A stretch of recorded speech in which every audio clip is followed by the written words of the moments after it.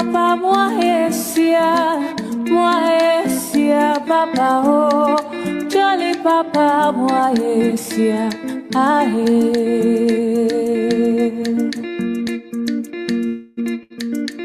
jolly papa moahesia papa oh jolly papa moahesia ahe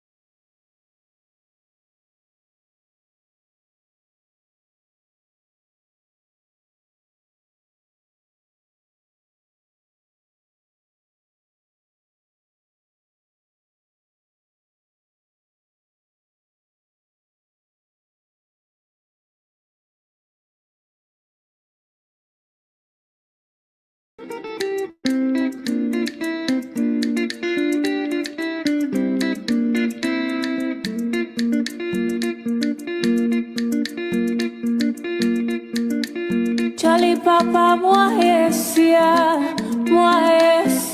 papa oh jolly papa moahesia ahe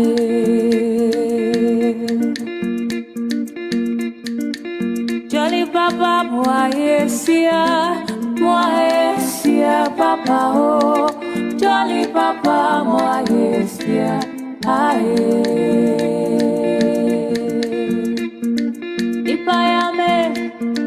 Ipayame mara medawasi ewada wachirami Ipayame mara medawasi midopa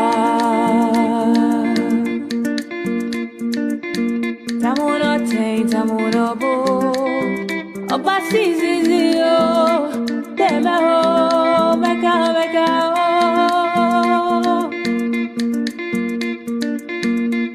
Mi melo anio I say jana ludo I say you're at your for Damn oh mega oh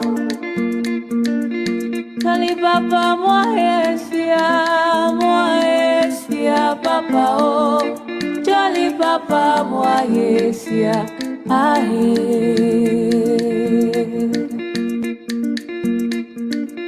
Jolly papa moahesia papa oh Jolly papa moahesia ahe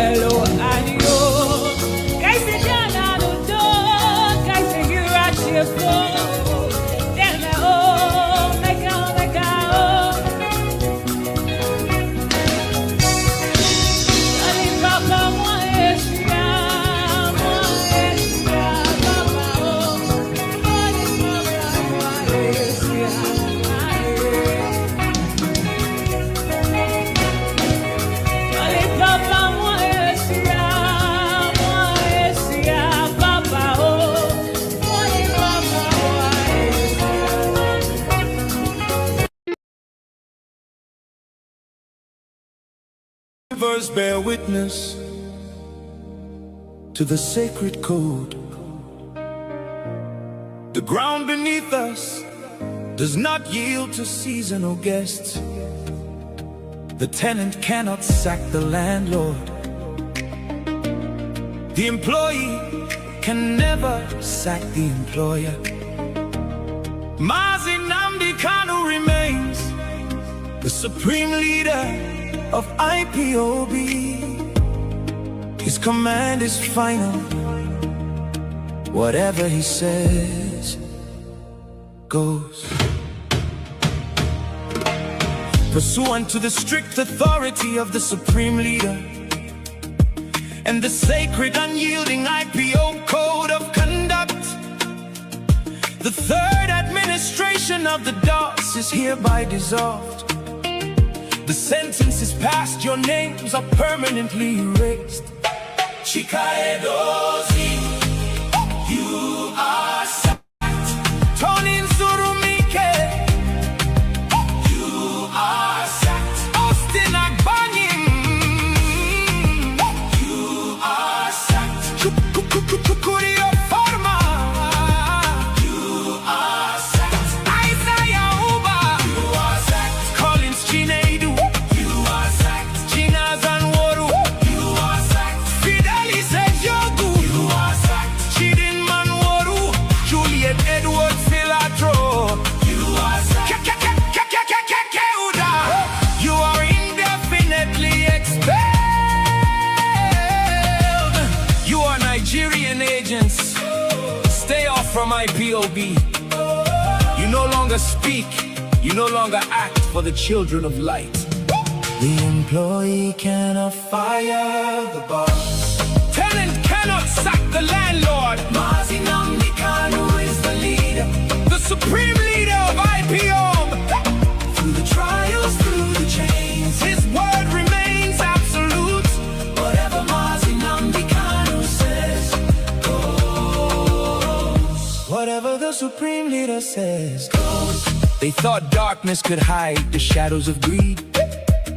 They forgot the soil remembers every treacherous deed.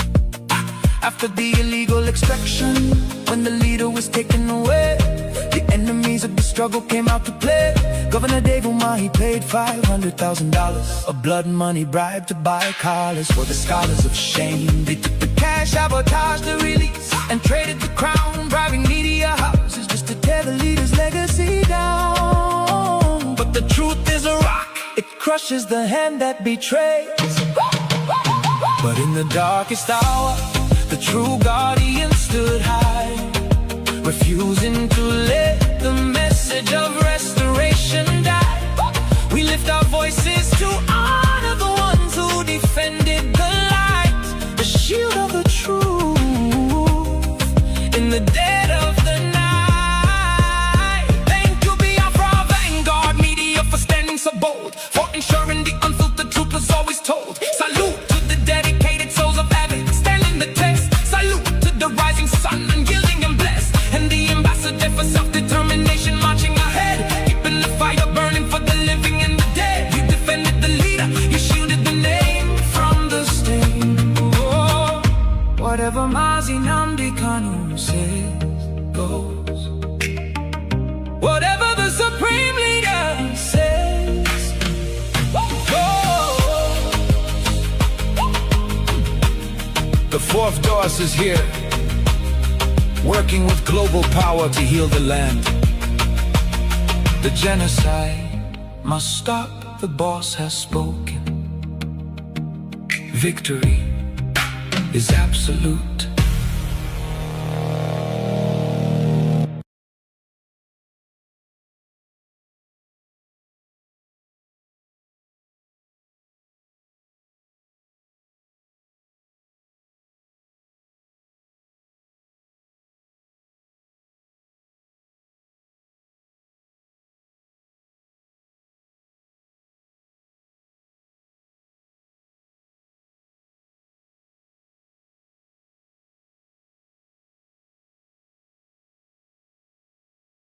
Angeli,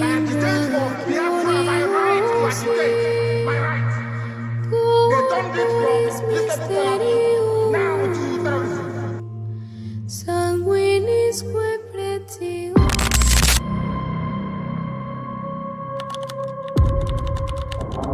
Breaking news reaching us now. The leader of the indigenous people of Biafra, Mazi Nnamdi Kanu, has been arrested, extradited to Nigeria, and is right now being arraigned at the Federal High Court in Abuja. Kanu is facing charges bordering on treasonable felony instituted against him at the Federal High Court.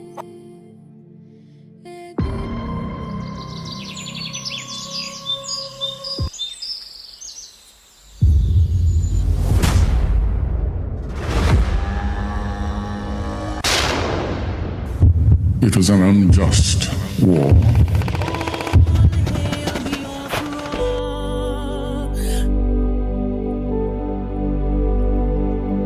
Long ago, in the heart of Biafra, a nation was born from the ashes of war. A war that scarred the land and its people, yet it never killed the spirit of freedom.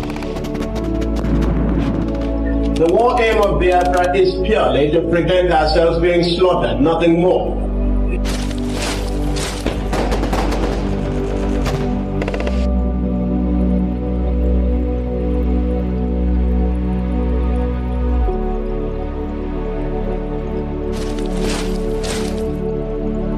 It was in this land, scarred by conflict, that Nnamdi Kanu was born, a son destined to revive the dream of independence for Biafra. And if anybody is going to judge our success and failure in this war, it will have to depend on how much we have prevented the enemy from killing us.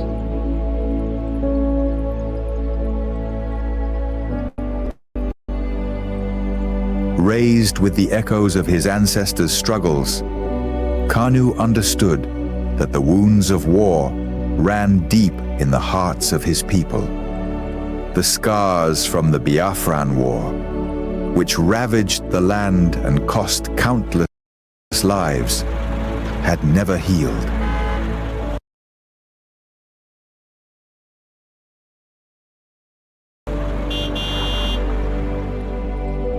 The dream of an independent Biafra, broken but not forgotten, lived on in the hearts of those who survived.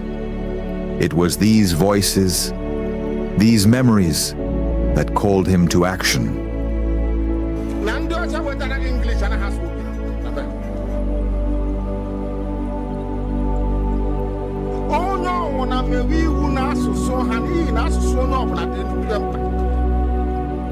As Nnamdi Kanu grew, so did his voice.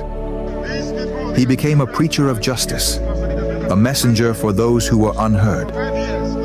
He spoke not just for his generation, but for all those whose lives were shattered by the war. The pain of the past was alive within him, and his words resonated with the cries of the oppressed.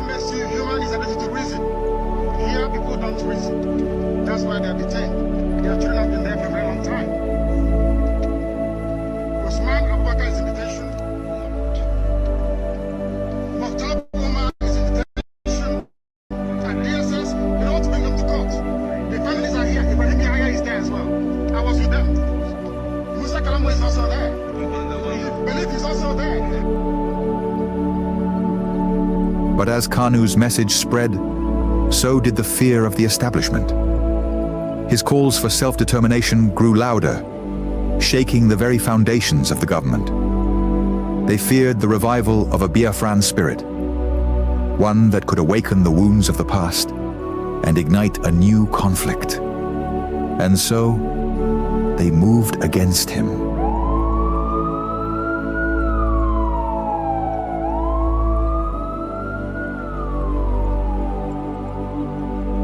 Nnamdi Kanu was arrested, his body captured, but his spirit unbroken. The authorities believed that imprisoning him would extinguish the fire he had started.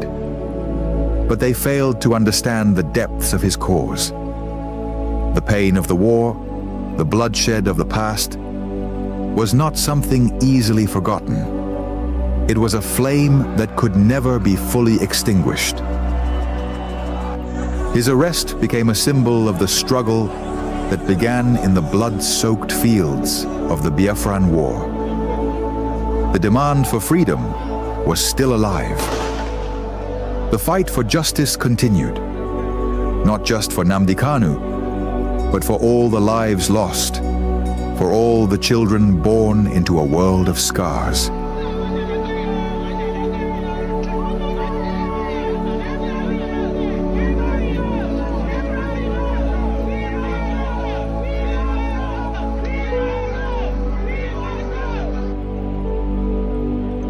The fight for Biafra is not just his fight. It is the fight of all those who have ever dreamed of a free land. And though the past may haunt the present, the future is still unwritten. As long as the story of Nnamdi Kanu is told, as long as the voices of his people rise, the dream of Biafra lives on.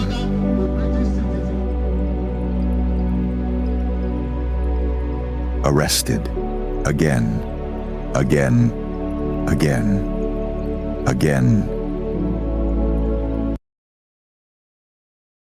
again, again, again, and yet again.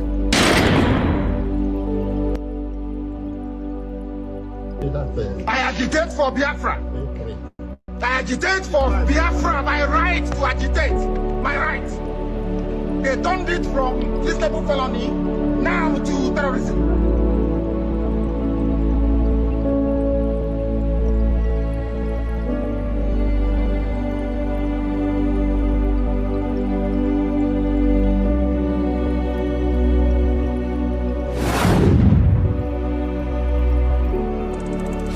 This is Nnamdi Kanu speaking. Biafra land, listen. They thought they could silence me, but they didn't just cage me. They caged your spirit. They made you forget that our land still bleeds, that our people still suffer, that nothing has changed. 5 years in chains. But what about you? Are you not free? Or have they bound your voice with fear? The struggle was never about me, it was about you, your children, your land, your future. So I ask you, where is the fire that once burned in your heart?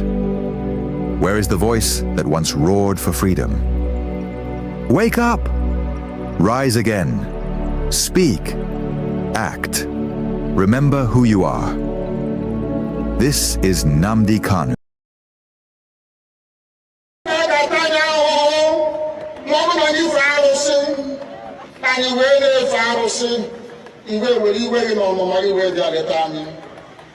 ụmụ anyị wee na-anwụsị ụfọdụ nọ n'ụzọ ije ha anaghị alọta ụlọ ọzọ nne na nna wee na-ata ahụhụ wee na-ata ikikere eze nwaanyị konye ka ọ gaa ubi gaa rụọ ọrụ Fulani chiri ehi bata ebe ala ihe ndị n'iyi okwu ebepụ ya isi anyị bụ ka anyị kpọpụ onye nwe anyị n'ugwu Awụsa ahụ ejide anyị wee gbuo ihe ọ bụ anyị mara aka n'ime ha si maka ha aga n'ihu elekwa ọdụ ụgbọ mmiri n'igwe ọcha bụ ememiri ọhịa nke dị na Kalaba otu aka ahụ anyị na-ala nsọ ebe Biafra bụ ndị kọstọm sokonye anyị n'etiti anyị anyị anọghị n'ime mmiri kama kọstọm juru ebe niile ha wee na-ata anyị ahụhụ anyị kwuo sịpụta anyị ka kpọchie anyị kwuo sịpụta anyị ka gbagbuo anyị onye nwe anyị na Chineke na nke bi n'igwe ọ bụ ụzọ dị anya ka isi na-ebu ndị iro anyị anya wee karịa ndị nke gị akwa anyị bụ ụmụ Chineke akọba anyị ka anyị na-aza akọba anyị nwe na-aza ike Chukwu akọba anyị nwe na-aza amara Chineke akọba anyị nwe na-aza Chisom akọba anyị nwe na-aza Chizoba nna nke dị nsọ onye ime eluigwe dị ka otu onye iro dị na anyị bụ ụmụ gị bịa ka iwe zọpụta anyị bịa ka iwe napụta anyị n'aka ọjọọ ihe bịa ka iwe lụọrọ anyị ọgụ bịa ka iwe dịtụ ozu ọ bụ ọkọwa mgbe emilere Goliath Chineke na nke igwe ruo ememiri Fero site otu a mee ka Fero ka ọ guzo n'ihu ụmụ ndị anyị ga-ebi ka o wee taa akọkọ ikiri ụtọ ọzọ ị ga na-edu anyị n'ụzọ niile nke ezi omume ọ bụla adịghị na anyị na-aga ndagwurugwu onyinye ọnwụ ọ bụbụ nwa bụ ekele eluigwe n'ụwa nwunye ọbụla kere gị nweghị malite nweghị ọgwụgwụ kama anyị onwe anyị gwa amakpa ahụ ofu ụbọchị anyị ga-anwụ n'ezie kama ma akọ na ogbu gị na nọgide ego mgbe ebighị ebi ọ bụ ya mere anyị ji were gị n'anya isi anyị wee na-asị nna nke dị nsọ bịa ka iwe gosi anyị Biafra na ndụ na-abụghị n'ọnwụ bịa ka iwe na-ekebe gị na amara gị wee kpuchiri anyị ka uwe bịa ka iwe zọpụta ndị nke gị bịa ka iwe mee ka Biafra wee bịa ka anyị na-ewetụta na nsọpụrụ na ịja mma site n'aha gị onye bụ Chukwu nke abịa ma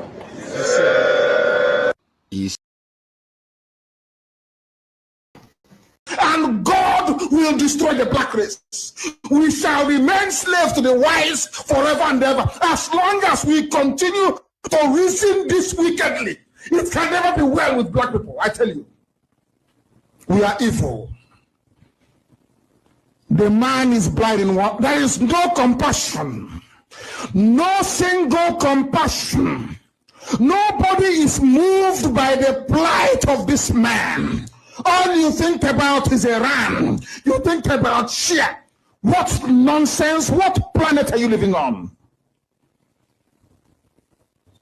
What planet are you living on? Blacks are to blame.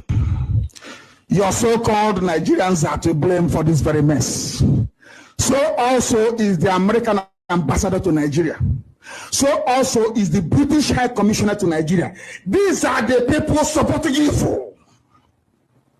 When Obama came to remove Jonathan, I told you that Obama would remove Jonathan, and Jonathan was moved. Look at where we are today. People will come into my village with AK-47, rape my mother, slaughter us, and they give them land. Somebody is simply protesting, release my leader, not that they are protesting against any court order or court ruling or judgment. They are asking you to obey what your court said. You refused. You responded by killing them. And you went back to the same court, the same Federal High Court of Nigeria, in the same Abuja, to go and obtain an order proscribing his group. The same law, the same judgment you said you will not obey. You are now going back to obey the one that suits you. And you're telling me that Nigeria is a nation, that Nigeria is a country? This UG, black people. Do you now begin to see the reason why God looked at us and said, you people are evil? Because of that, I'll make you slaves to whites. Do you see why we are suffering? Because your heart is evil. You don't reason properly. These are people who can, because Yoruba media wants 2023 for Tinubu to be president, they condone every evil. And if Yoruba nation does not take time, I tell you tonight that evil shall overcome Yoruba land. I say what I say with justification. I will read the coverage of Punch newspaper. Punch newspaper, Yoruba paper. You people are satanic. You are evil. The personification of the force of darkness. You people are evil. Evil. Evil is happening and you keep quiet. You cannot confront Fulani headsmen. Oh, I don't know why God brought me to Africa. I don't know why. I should have come as a tree in the forest. Maybe they cut me down and use me as for center table. I'll be useful at least. Do you see why God said you must be under Europeans? Asia is progressing. South America is progressing. The only place not growing in the world is Africa, because you people are evil. You support evil. Your heart is black as we are. Evil, darkness.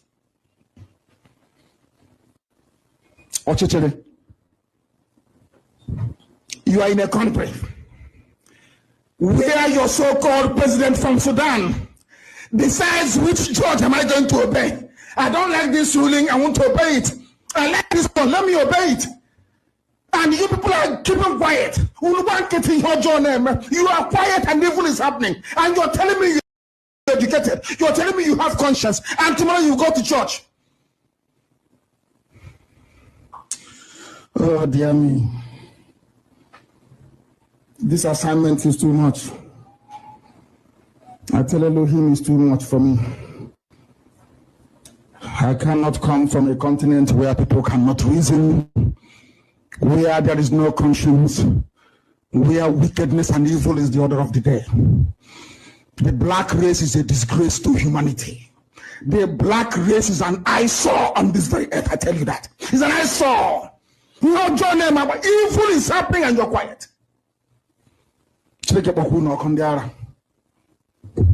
Because Zagzag is not your brother, not your sister. Do you know how people feel about your religion? Do you know how they feel about you and your religion? People will have the guts in America to complain about racist attacks. Oh, that the West attacking with the racist. I wish they can kill all of us there, I'm telling you the truth. We don't deserve to be alive.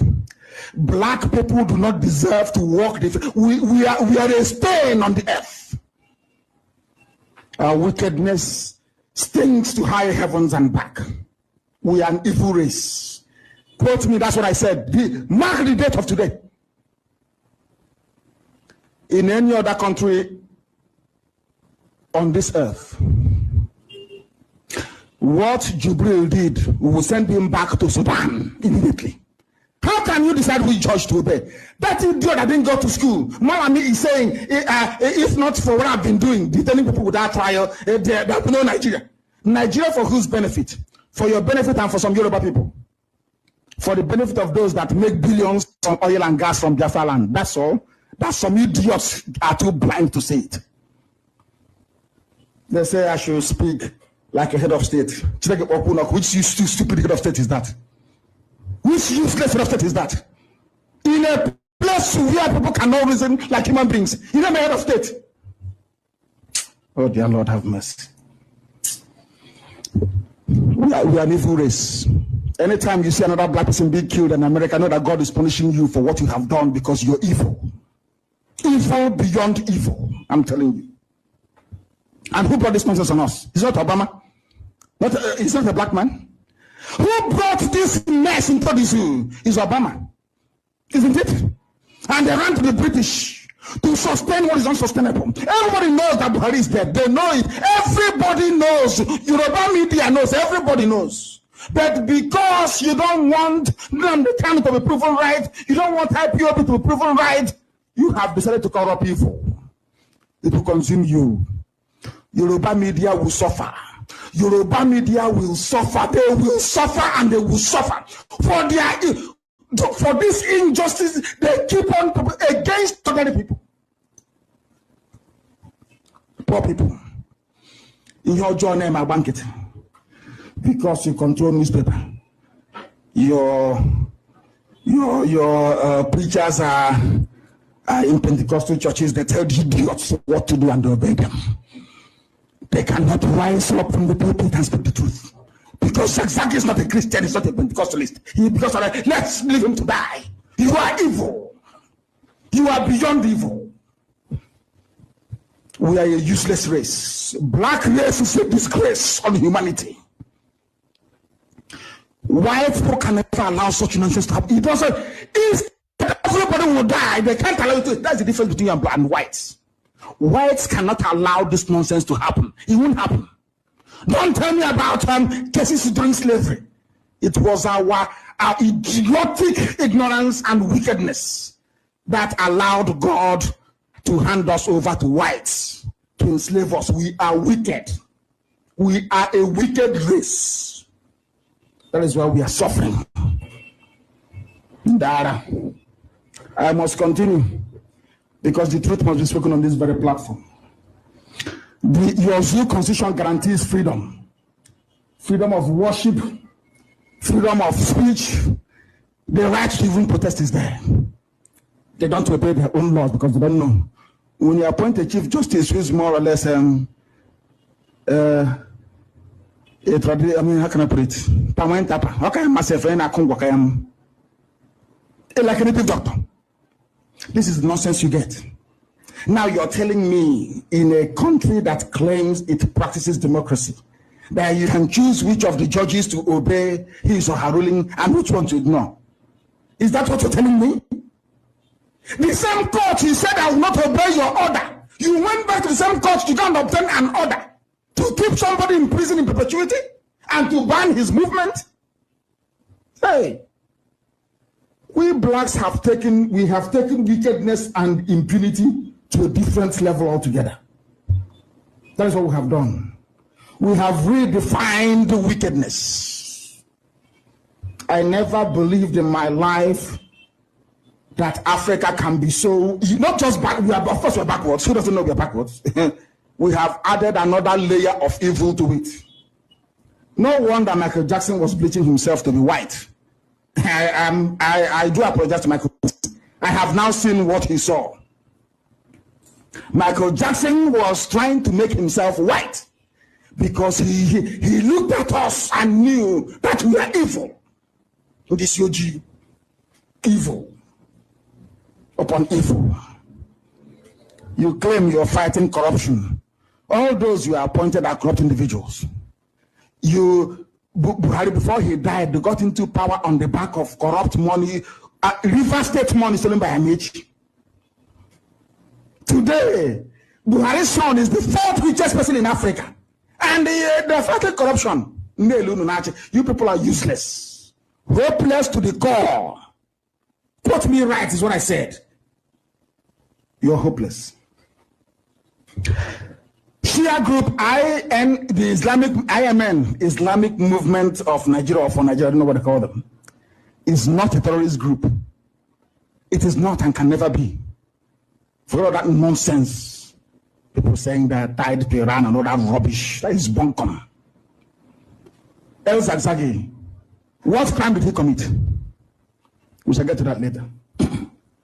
There is no other place on this earth that a religious body has ever been prescribed, never. Not on this earth.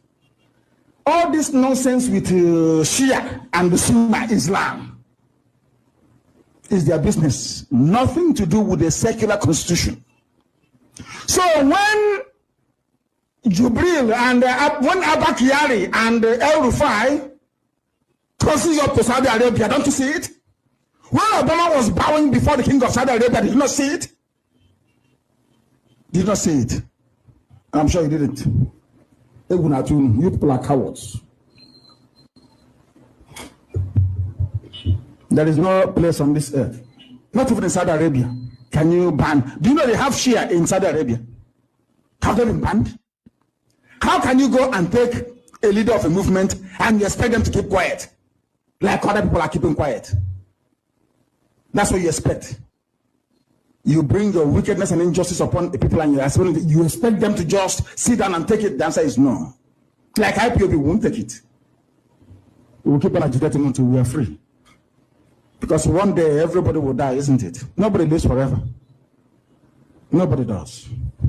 So Biafra must come. The blame for what is happening, I don't call it zagzaggy. The blame for the injustice in the zoo that the British created is caused by 3 groups of people, only 3. Our stupidity as black people. The British High Commission and the British Mission in Nigeria is satanic. Another one is the American ambassador to Nigeria. They collect money from Nigerian government not to send the accurate report back to their home countries. I bet you that the State Department in America does not know what is happening in the zoo because they embellish it. Is farmer header crisis, is a clash. The police and the army came shooting dead Shia protesters. And you call it a clash between the two. A whole ambassador, American ambassador, is sending back, feeding the State Department in Washington lies about Nigeria. Because they gave him, he's a millionaire. The same thing with the British. This is the level of evil and wickedness we have. American embassy in Nigeria, British High Commission in Nigeria, and the stupidity of black people. We are black and we are useless. Those are the three factors holding you down as a perpetual slave. I didn't say it's the American official policy or the British official policy. No. I said their missions in Nigeria. The American ambassador is corrupt. The British High Commissioner is more than corrupt. Nigeria, they should be probed. Nigeria gives them money to lie and to falsify their mission reports back to their home countries. If you ask them now, they will write. When ask them, what are you doing about El Zakzaki? No, I think we sense some trouble. There may be a link with Iran. There may be a link. All lies. All lies. The U.S. Embassy takes the blame of the mission and the stupidity of us black people. Black Africans, we are useless. Stop pretending we are more than hopeless. Forget all the degrees, PhD, SSG, rubbish. We are useless. Useless. As black people, our natural disposition towards evil, you know, we love evil. This type of nonsense cannot happen in a white man's. It's impossible. You can't try that rubbish. I'm the prime minister, or as Trump is. You choose which laws to obey, which one. They will come to White House and control you out. They said they will bundle you, they will put handcuffs on your ankles and your wrist. In your next life, you won't mess up. You won't mess with the people. That's how it's done. Do you see how advanced whites are compared to you blacks? Because, you know, when you go to the court sometimes, some of you see the picture of a woman or statue. The woman is blind with a blindfold, with the scale on one hand and sword on the other hand. Some of you go to law school, you don't know what that thing means. They just say, they say law is blind. And look at the idiots. Do you know why they say it's blind? Because justice is blind. It doesn't matter who is affected. It doesn't matter if it's a Shia or IPOP or whoever. It doesn't matter. The law is the law. So when somebody who is a Sunni Muslim gets favorable ruling in the court, they release them. Those doing the killing in the zoo, they are all Sunni, Wahhabi, fundamentalists. It's okay. Give them more land. Why don't you dialogue with them? But once it's Shia. Oh, why didn't you go and kill them? After all, the American ambassador will say it's nothing. And that's what they do. Do you know before they came to invade my house that the British government was informed? And they came to go ahead to come and kill me? Are you aware of that? So I'm telling you live on air. Are you aware that the British government, the British High Commission in Nigeria, sanctioned my assassination?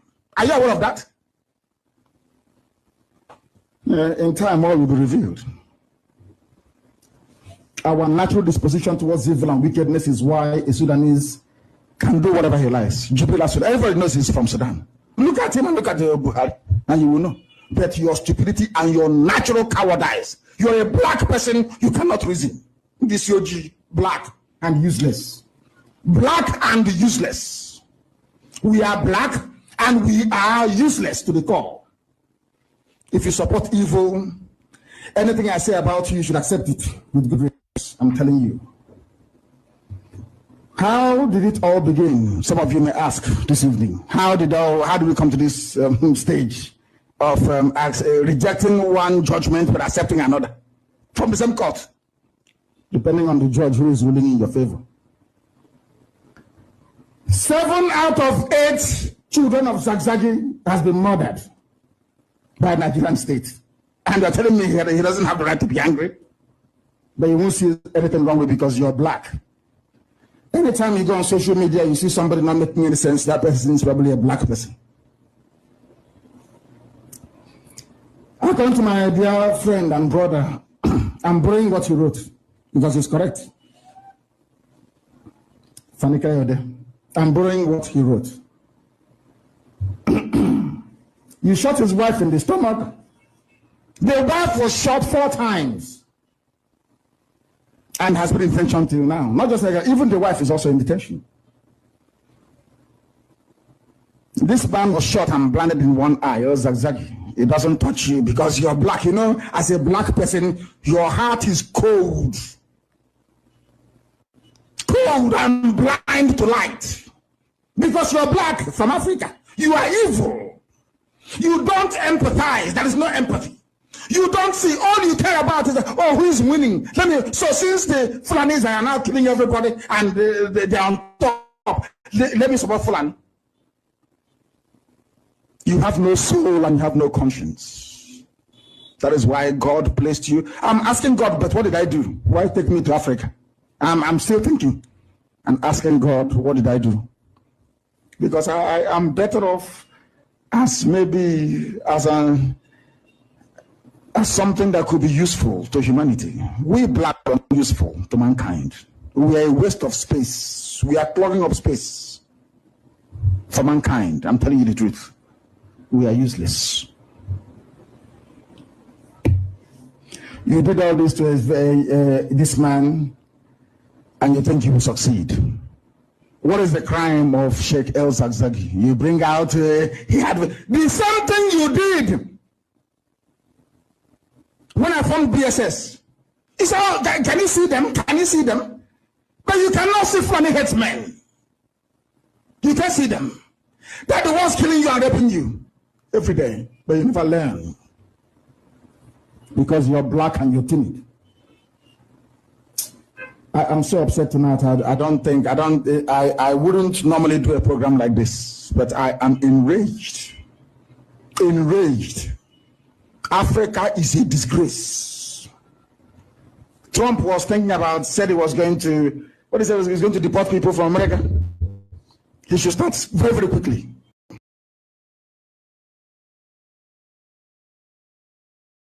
Trying to make a difference. I am the good guy that decided to put my life online to make this change.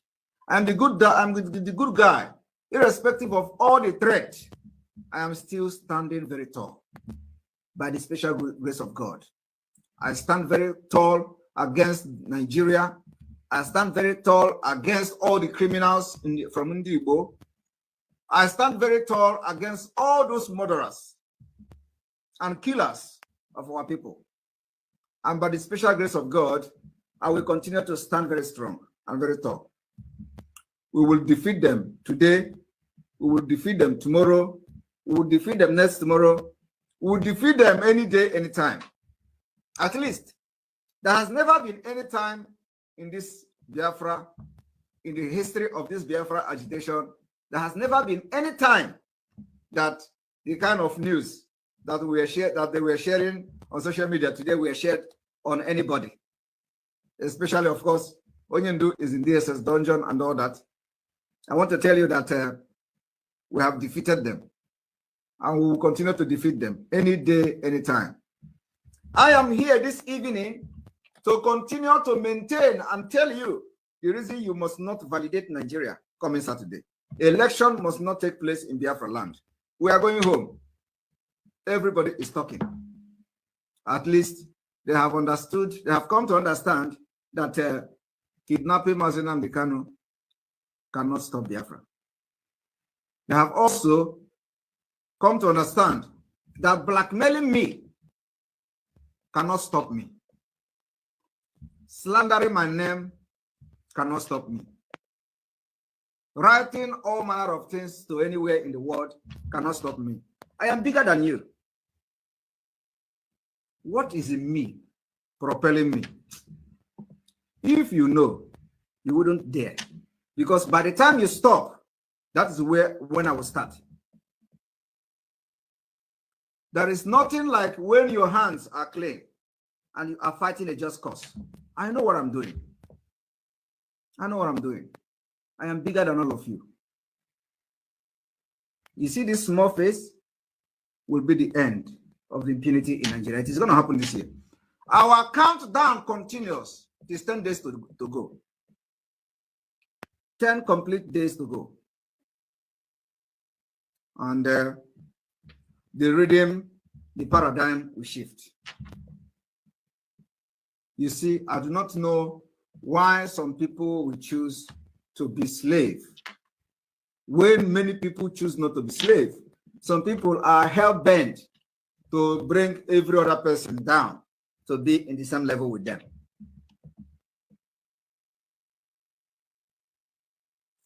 When I joined this struggle, I told you, if you know,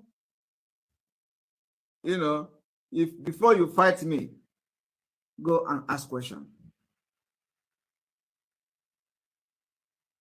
Before you fight me, go and ask questions. Some people say, oh, he has his mouth is bending. His mouth is bending. Oh, there is a stroke, there is a partial stroke and all that. I am standing healthier than you, healthier than all of you. And everything that you brought to my way, I have crushed them without wasting time. And you're not asking yourself a question, who is this Tabernacle?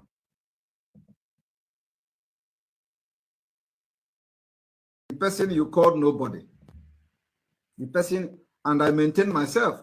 I never told you that I am somebody. I never told you that I am something. It is you who called me nobody. I did not dispute you. I accepted the nobody you called me. But today, I don't think you can still look at me and still call me nobody, right? Because I did not brag. I did not brag before you started calling me nobody. You started calling me nobody, and today, Biafra people can see who is nobody and who is somebody.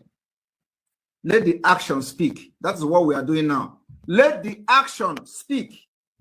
And you, before you come to equity, you must come with clean hand.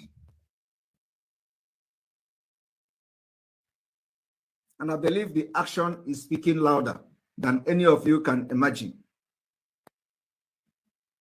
So I want to encourage Biafra people today that our sit at home continues. Our sit at home continues, and there is no going back. Our sit at home continues, and there is no going back. The very oldest language on the face of this very earth. Because I can say that from what I have just listened from you, it is just not ordinary. Very wonderful.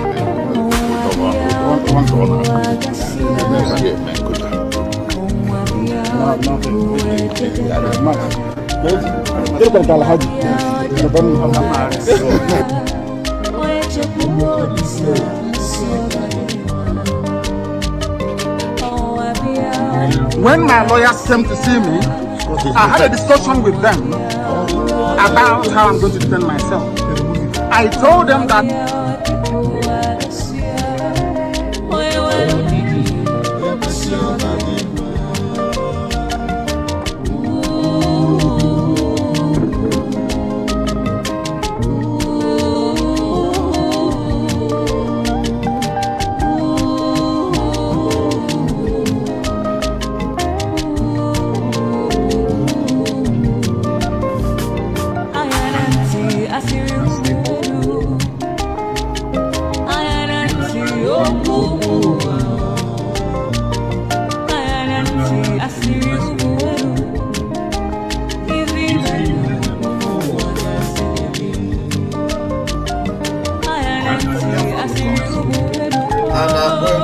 Mazi Nnamdi Kanu.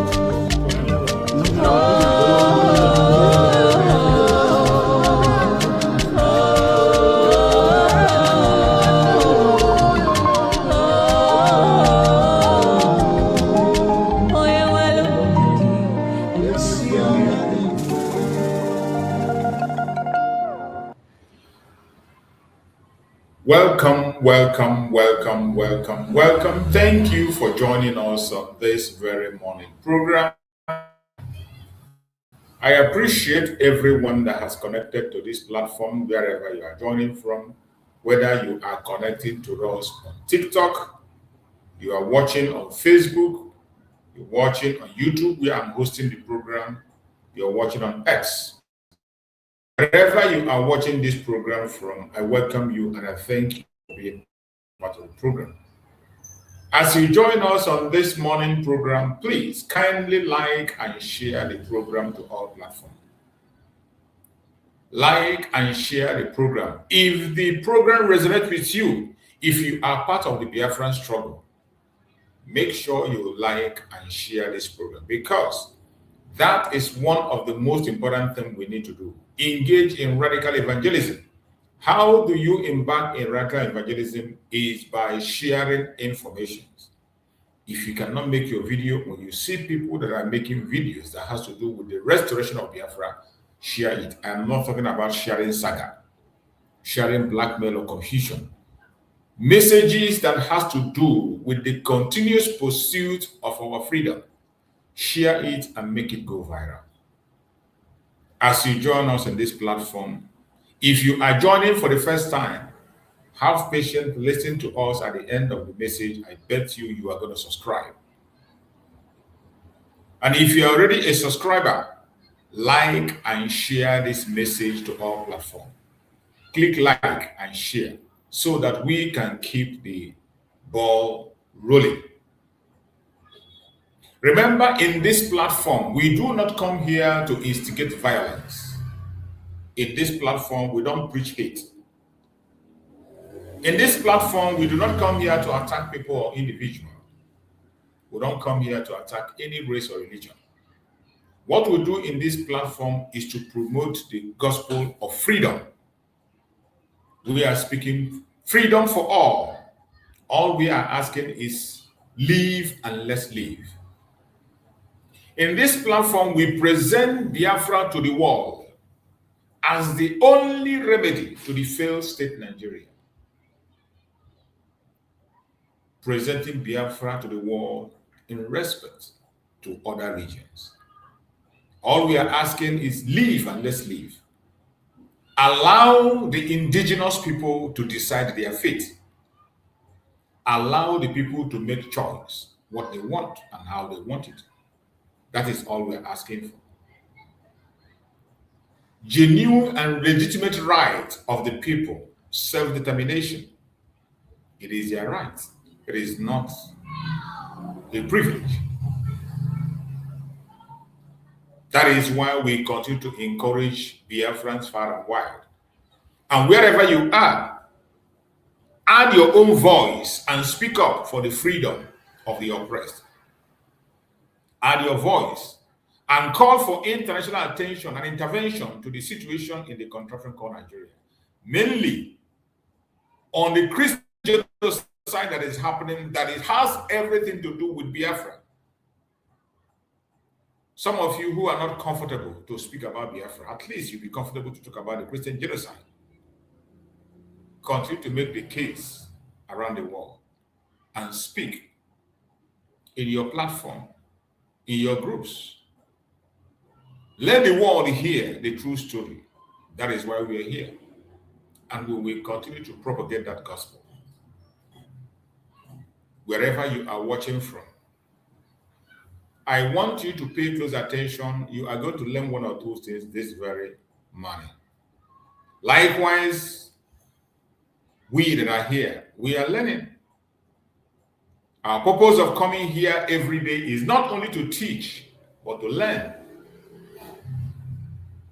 So if you have a superior argument, wherever you are and you're watching us, you have a question or your superior argument, feel free to request for a link, and I will give you the link. You will join us and you make your case. In this platform, we don't force people to take our opinion. In this platform, it is a place where people can express their view. They can express themselves, regardless what your viewpoint is. You are entitled to your opinion. We are not here to cajole you or force you into believing what you are not convinced about. What we do here is to open up a constructive argument where the people can be able to have critical thinking and independent mind. Whenever you join us on this program, make sure you come with an independent mind. That is the best way to digest the information that are coming. Come up with your own understanding and argument, and then respectfully understand one another. Always come with an independent mind. So I welcome every one of you that have joined us this very day, being Monday. Whether you are joining from Asia, Europe, America, Australia, Canada, New Zealand, you are joining us from Ukraine, you are joining us from Iran, wherever you are joining us from across the world, I welcome you to this very program, and I thank you for being part of the program. Once again, like and share the program to all platforms, to family and friends, to those who have questions for us, so that they can come and ask their questions. Wherever you are watching. Today is Monday. Remember, Monday is always a special day. And we will keep that memory alive even after Biafra have come. The memory of Monday sit at home must be kept alive. Monday is a day that every Biafran or everybody in Nigeria remembers the supreme leader of IPOB. Because it's a day that the Biafrans have sacrificed to demand the unconditional release of Mazi Nnamdi Kanu, an innocent man who committed no crime, but has been illegally detained, illegally convicted, and illegally taken to Sokoto for detention. And we cannot be silent. Every Monday is dedicated to him. It does not matter how many people are paying attention or how many people are still observing it. But even if it is one person that is still observing, they sit at home for Mazi Nnamdi Kanu. It is a good thing. We need to keep that memory alive. The memory of the sit at home must be kept alive, because that was one of the greatest instruments that are in use in this very Biafran struggle that worked perfectly well. One of the greatest moves that Biafran have always made, and one of the best way to aid the opinion of the Biafrans. So wherever you are, every Monday, remember our supreme leader, Mazi Nnamdi Kanu. Equally remember our Prime Minister, Mazi Nnamdi, who encouraged Biafran people to stand their ground, who educated the Biafrans on the need for self-defense, who told the Biafrans that it is time to defend themselves and they must not fold their hands and die in shame. So Monday is a very special day. It doesn't matter the attack that they are bringing against it, how they demonize it, how they make it look violent. But you and I know that Biafra's civil disobedience is not violent. When somebody is sitting at home innocently on his own, praying with his family, having time with family, he wouldn't have any time to castrate any trouble outside. It is something personal that individually people, Biafran people, accepted. That is a day they will sit together and pray and remember the supreme leader, Mazi Nnamdi Kanu, and demand for his release. And we kept that. Mazi Nnamdi himself was the one who was fully encouraging Biafrans to stand their ground. Do what is right. Don't allow anybody to enforce. Nobody was enforcing anything. But innocently, Biafrans played a role. Wherever you are watching this program from, I welcome you once again. I thank you for being part of this program, and we must continue without looking back. to create awareness. Freedom is not free. Freedom is not free. So wherever you are, tighten your belt. There are sacrifices to be made for freedom to come. A lot of sacrifice will be made. Sometimes many will sacrifice with their own life. Do not be afraid. Don't be scared. We shall overcome. Wherever you are watching this program from, I want you to understand that we have a task ahead of us. We have a task ahead of us. No matter how difficult the time is, we must do the needful. Continue to give our supreme leader and Mazi Nnamdi Kanu support. More especially today being Monday is a day we remember their case, their legal case, and the levels of which they stand. The unconditional release of Mazi Nnamdi Kanu must not be forgotten. It doesn't matter what they do, any sentence they pronounce on him is invalid. You and I know that. It's invalid. But all they are doing is emotional blackmail. They want to blackmail us to make us feel hopeless. They want to make us feel hopeless. But I thank you, that Biafrans are wise and strong, and they are thinking differently. My fellow Biafrans, wherever you are, I urge you to stand up. I urge you to speak up. I urge you to hold your ground and do that which is right. Don't allow anybody to deceive you. Today, as we have come once again on today's program, I want every one of you to pay attention. It is Monday, and we will do the needful. It's a remembrance day. A day will keep memory alive. It has everything to do with our restoration. Monday, very significant day. Keeping sit at home, memory alive. This is the topic we are discussing today. Keeping sit at home memory alive. Justice for Mazi Nnamdi Kanu and Mazi Nnamdi must prevail now, peacefully.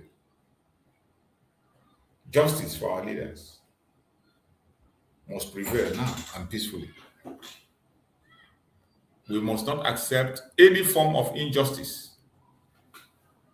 We must continue to demand for justice, no matter how long it lasts. That is why we chose the topic today, keeping Monday sit at home memory alive. Justice for Mazi Nnamdi Kanu and Mazi Nnamdi Kanu must prevail now, peacefully. My fellow Biafrans, I welcome every one of you that have connected. I welcome everyone who have joined us in this program. And we are going to go straight into our program to engage in the discussions, necessary discussions, keeping the memory of Monday sit at home alive. Justice, righteous judgment, human dignity, and the rule of law. That is a broad discussion that we're going to have. And I say good morning, good afternoon, good evening, my wonderful brothers and sisters. Good morning to everyone that is joining this very program from different parts of the world. Whether you are watching from Africa, Europe, America, Asia, Australia, or anywhere else across the globe. I warmly welcome you to today's live stream. Thank you for discussing, for choosing to spend part of your morning with me. As many as have decided to spend some of their time with me this morning, I appreciate every one of you. Please, before we begin, kindly like the program, share, subscribe, if you have not already done so. Share this live stream with others. Let us know in the comment where you are watching us from. Your participation enriches this conversation. So everyone must participate. Everyone needs to be part of the discussion so that we can get it through. Today's discussion is about memory, justice, the importance of treating every human being with fairness and dignity.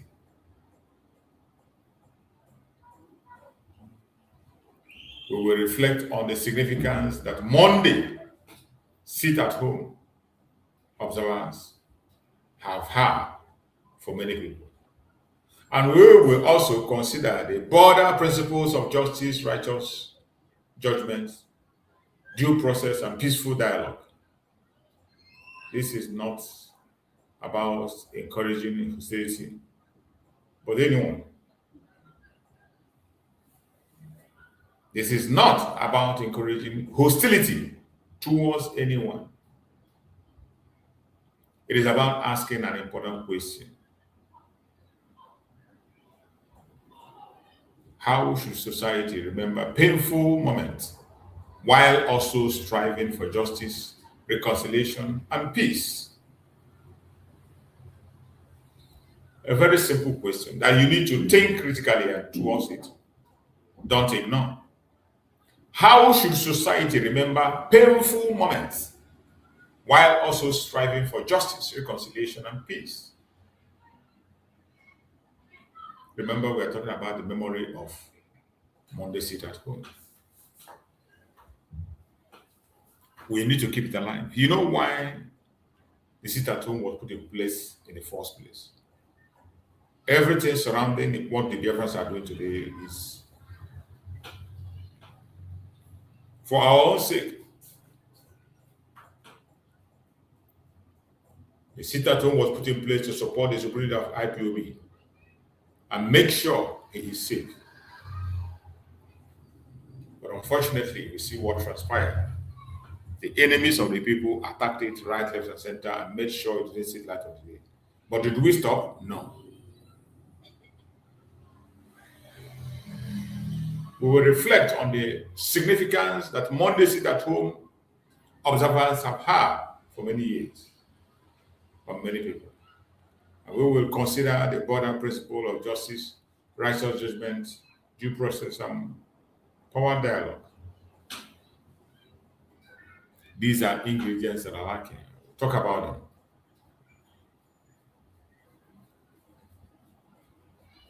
This is not about encouraging hostility towards anyone.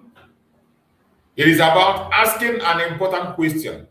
How should society remember painful moments while also striving for justice, reconciliation, and peace? How should societies remember painful moments while also striving for justice, reconciliation, and peace? This is the conversation we are having today. And I want you to prepare your mind as we go in fully. And before then, let's have a very quick one.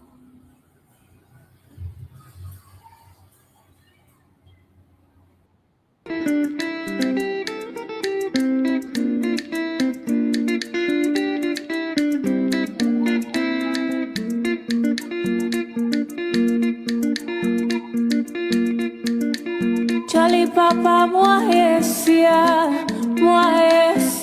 Papa, oh. Jolly Papa, moi esia, ahe.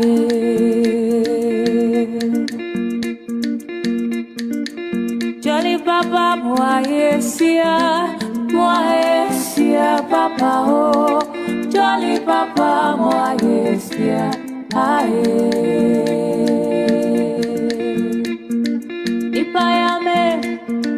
Ipayame mara medawasi ewada wachirami. Ipayame mara medawasi midopa. Tamuno tein tamuno bo obasi zizio temeho meka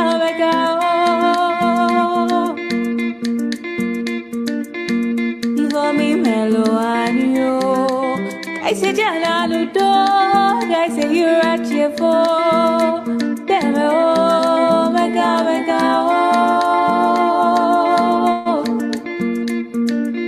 Kali Papa, Moesia, Papa, oh, Jolly Papa, Moesia, ahe. Welcome back, welcome back. We must continue, no matter how stressful, how difficult it is. Keep your mind open and continue to pray to Chukwu Kabia for our freedom. We will continue to thank Chukwu Kabia for the gift of life. We thank Chukwu Kabia for bringing us together once again.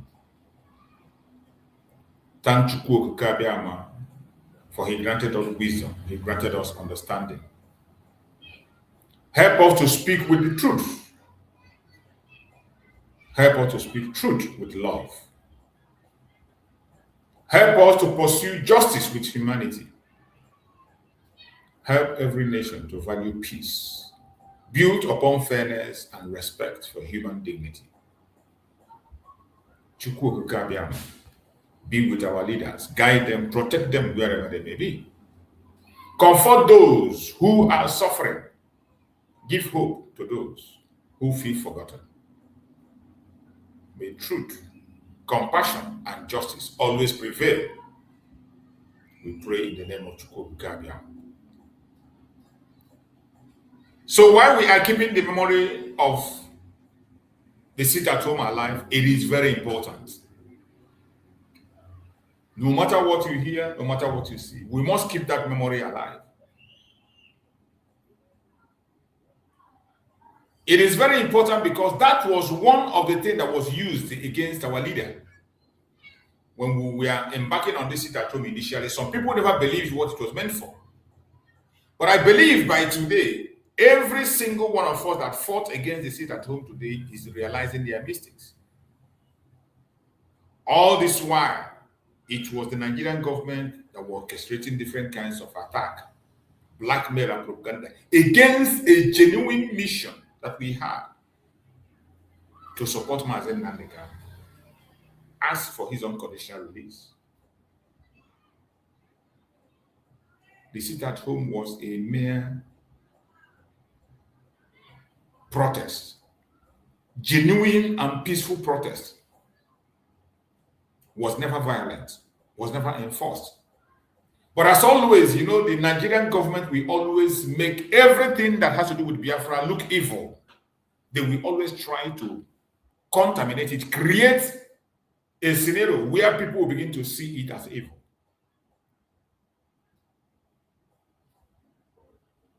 They are not just doing it to only IPOB. They have done it to so many organizations. Every organization that comes genuinely to serve the people, they will blackmail it, create false flag, and destroy it. But I thank Chukwu Kabia that for us Biafrans, we are formidable, indestructible. And the more they try to stop us, the more they give us reasons to fight more. Everyone that is watching this program, wherever you are watching, remember, every nation has memory. One of the memory we must keep alive as Biafrans is the memory of sit at home. It is very important. Sit at home did a job that guns and bullets could not do. Peaceful sit at home did a job that guns and bullets could not do. Some of us don't understand, but don't worry.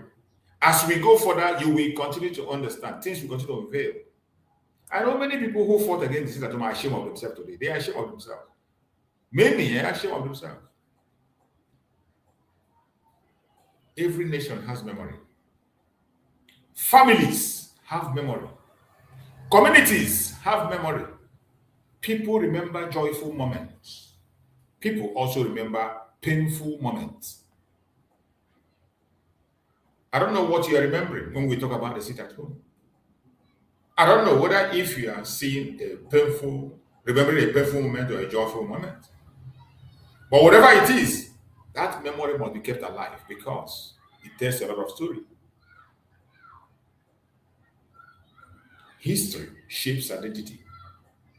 History teaches lessons. History reminds us where we have been and where we hope to go.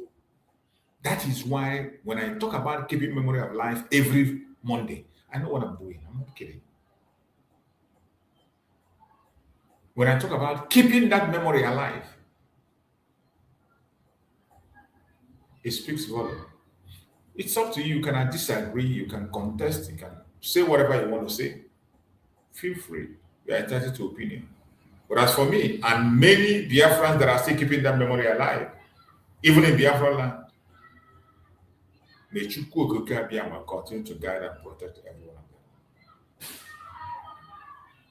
Remembering history is not necessarily about remaining trapped in the past. When we are talking about memory and remembrance, it is not about remaining trapped in the past. We are already moving forward. We are already heading somewhere. Rather, memory can serve as an opportunity to learn, opportunity to reflect, and build a better future. We learned a great lesson in that very Monday sit at home of Biafra. If you have not learned anything in it, that means you are clueless. One of the most important things we learn is that Biafrans are united in one voice. We know what we want. We saw unity of purpose. Regardless what anybody believe or whatever they get, unity of purpose, we saw it. We saw the power of the people. We saw the achievement, and we saw how we were able to starve Nigerian government. And we can do more if we choose to. You saw how we were able to starve the Zoological Republic government. Through that very sit at home, all hell break loose. Every one of them could not hold. They were fighting our leader, fighting Mazi Nnamdi Kanu, attacking him using all means and all kind of things. They went ahead to even go against our people, put so many allegations and fines against our people. The one that the CEO in Anambra is champion.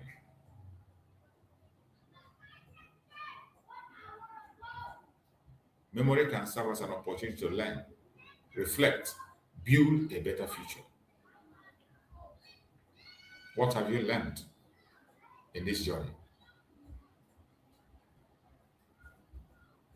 Around the world, societies commemorate important historical events for this reason.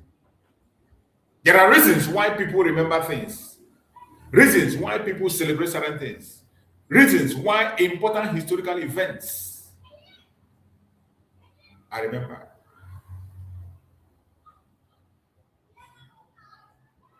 Some people remember wars. Some remember independence. Some remember civil rights movement. Some remember tragedies. The purpose is often ensure that value lessons are not forgotten. In every remembrance you are doing, including keeping the memories of our sit at home alive, the purpose is to ensure that valuable lessons are not forgotten. So many of us are very forgetful. Very, very forgetful. That is why we have to spend hours every day to speak and remind you and bring your mind back to so many informations that you ignore. One of the most important principles found in many religions and philosophical tradition is the idea of righteous judgment. We want to speak about the importance of righteous judgment.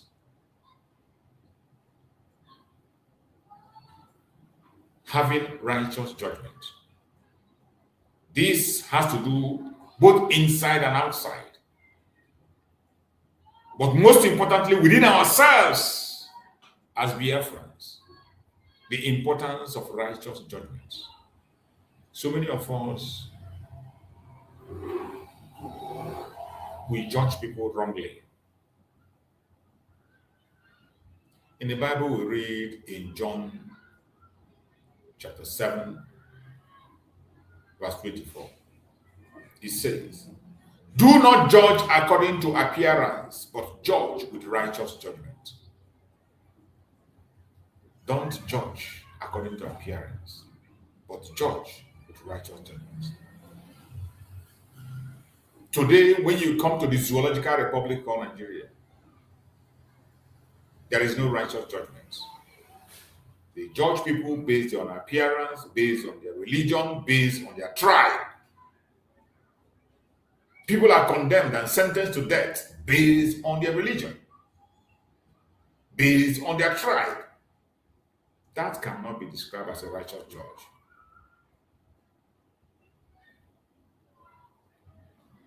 Within our struggle where we are and we are pursuing our freedom, so many people are also judged wrongly. You judge your brother, you judge your sister with wrong information. Just like you saw people who are castigating the Supreme Leader Mazi Nnamdi Kanu on different platforms today.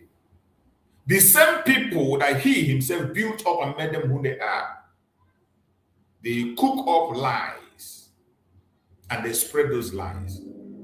And you see people who have not investigated or who are not even paying, who are not even part of the struggle. But because the lies that have been spilled help them to build their ego or help them to score a point on their own line, they judge wrongly without even investigating. Today, Mazi Nnamdi Kanu has been judged wrongly by the Zoological Republic government, by some people who even call themselves Biafrans, by some people who call themselves Igbos. They have judged Mazi Nnamdi Kanu wrongly because of their political affiliation, because of their political interest and desire.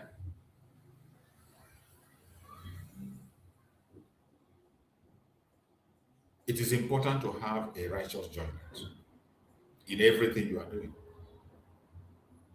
Do not judge according to appearance, but judge with righteous judgment.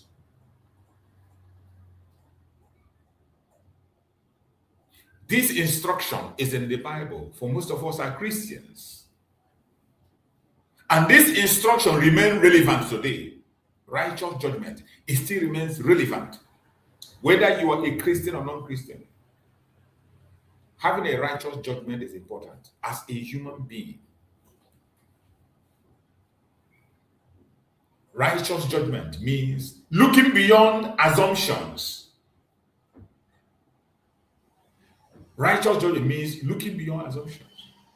We see assumptions a lot. There are people today, they hate our Supreme Mazi Nnamdi Kanu simply because they have assumed within themselves that he is a tribal bigot. They have assumed within themselves that he's fighting for only the Igbos. They assume within themselves that he's going to take over and become the Almighty. Assumption. They didn't even have the time to investigate. This is a man who has made it clear that he is fighting for humanity. He has even at a point in time distanced himself from being attached to Igbos and said he is a Biafran. He's fighting for everyone in Biafra. At a point in time, he stated that he's fighting for humanity, for every indigenous tribe. You saw the video I played. In that video I played before I started this program, he was making a case for El Zazaki. El Zazaki, the leader of the Shia group, you know what the Nigerian government did to him? They killed his children. They shot his wife. They detained him illegally. And many of his members were shot, thousands of them.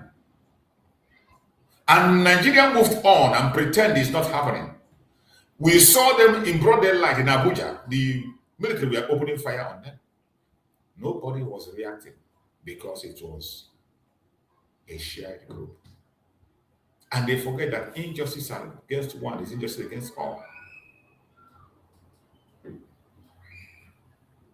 People just assume that they are violent. People just assume that they are terrorists. People just assume that they are evil.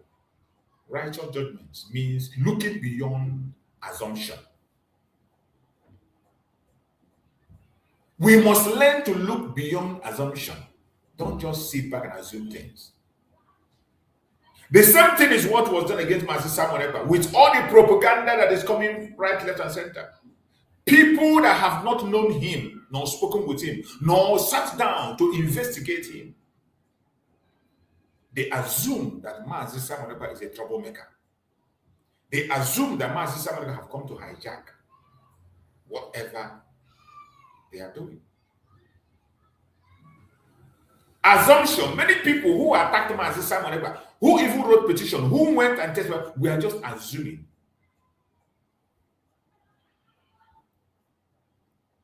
Today, assumption is also playing a role. There are people that hate you and I, as you are in this platform, just because they have assumed that we are a threat to them.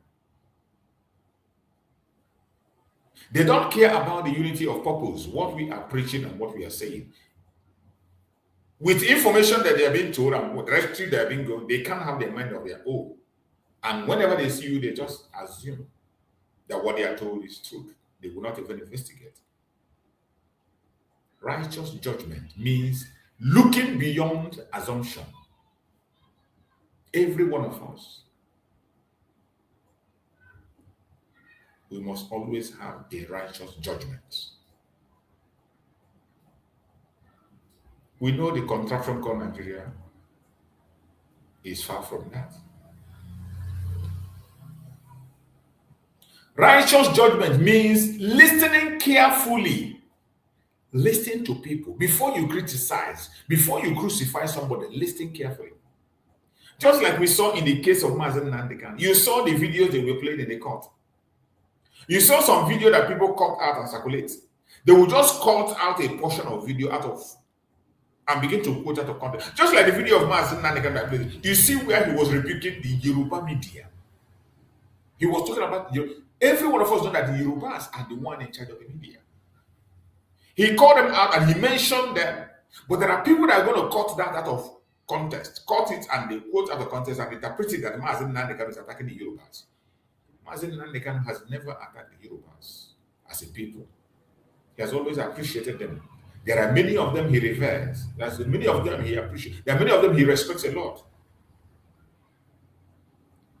But when a certain group or certain entity comes to commit evil, he calls them for what they are. You need to listen carefully to the messages of Mazi Nnamdi Kanu for you to understand it. Many people do hate him today because they don't listen to his message. Likewise, Mazi Nnamdi. If you don't listen to him, you won't understand him. Just like some previously believed that he disobeyed Mazi Nnamdi Kanu, that he doesn't want to follow Mazi, he's not following Mazi. But today, it is now very, very clear that it was only Mazi Nnamdi that was following the legacy of Mazi Nnamdi Kanu, that was 100% obedient to Mazi Nnamdi Kanu, that never challenged the authority of Mazi Nnamdi Kanu. The only thing he was doing is to protect the legacy and image of Mazi Nnamdi Kanu and see that he's been freed through his own way. He said it. He took responsibility for anything he does to make sure that Mazi Nnamdi Kanu is freed. On video, he said, I take responsibility for anything I do. Nobody should hold Mazi Nnamdi Kanu responsible for any action, including the sit at home. Including sit at home, Mazi will take responsibility. That this is something Biafrans are doing on their own. We exalt Mazi Nnamdi Kanu did not order the sit at home. It was not Mazi Nnamdi Kanu that should sit at home. He didn't put it. This is something that the Biafrans chose by themselves to do, to show solidarity with him and continue to ask for your freedom, because we are in a country where we cannot protest, we cannot speak. So we choose a path, and it yielded a great fruit. But Nigerian government couldn't have it. They demonized it. They conducted so many false flags. They painted it evil, just like they do in every other thing. Just like they did against so many other groups.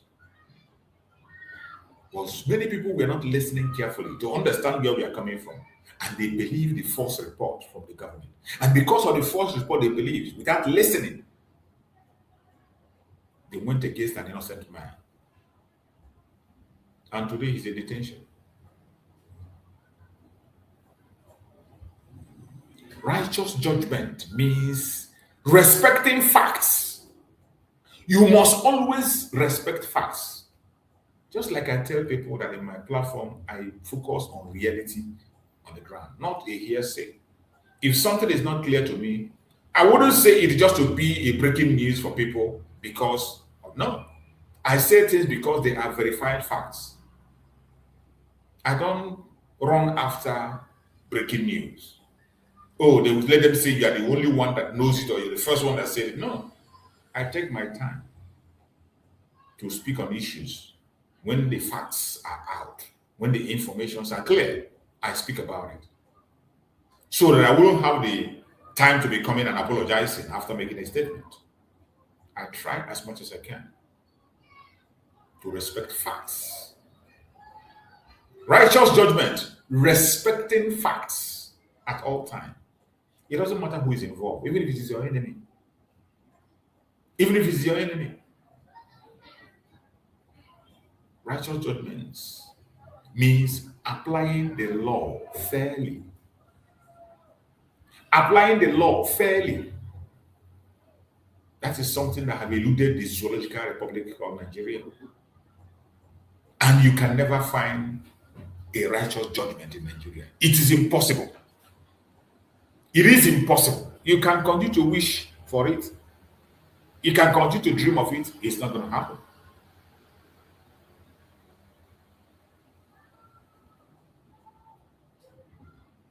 Righteous judgment means treating people equally, regardless of background, ethnicity, religion, and political opinions.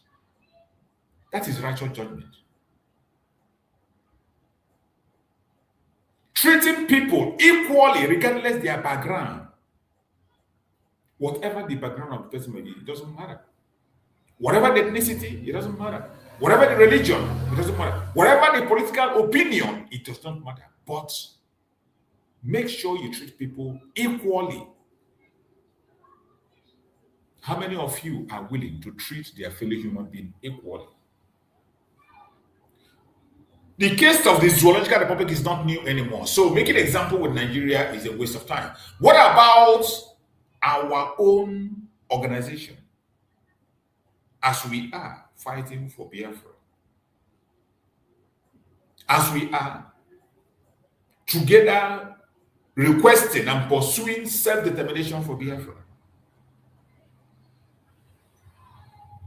have you treated your fellow Biafran agitators equally? Have you treated people equally, regardless their background, their ethnicity, their religion, and their opinion? The most important one is the opinion. Some people today will preach against you, talk against you, gang up against you because of your opinion, simply because you have a different opinion with them.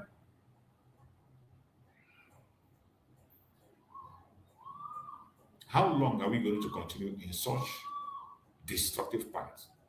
We must come back to righteous judgment. Righteous judgment, treating people equally, regardless of background, ethnicity, religion, political opinion. Treat them equally. Justice should not depend on popularity.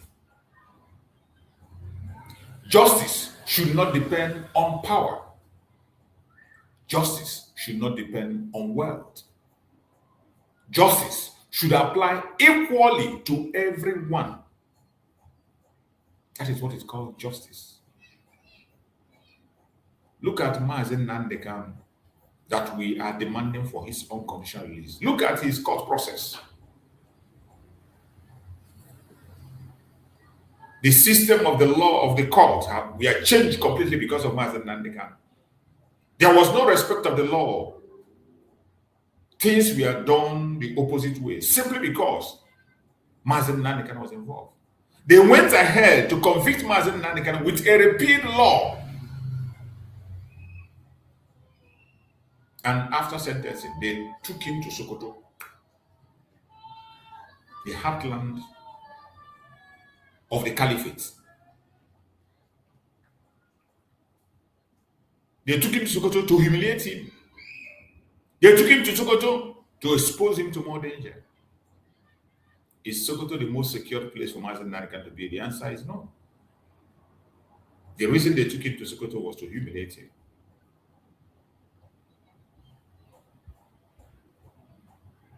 The injustice in Nigeria is something that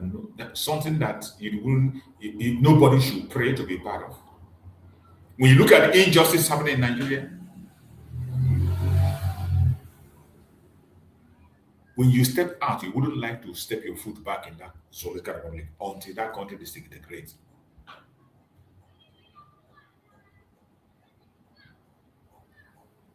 As we are looking at the injustice in the zoo, we must also look inward and make sure we apply justice equally among ourselves, because charity begins at home. Apply justice equally. Be very careful what you support. Be very careful what you promote. Be very careful. Keep your envy, jealousy, and strife apart from this struggle. The rule of law matters. The rule of law is not only in the Zolika Republic. The rule of law, even among us Biafrans, we need to respect the rule of law. Every society depends upon confidence in its institution.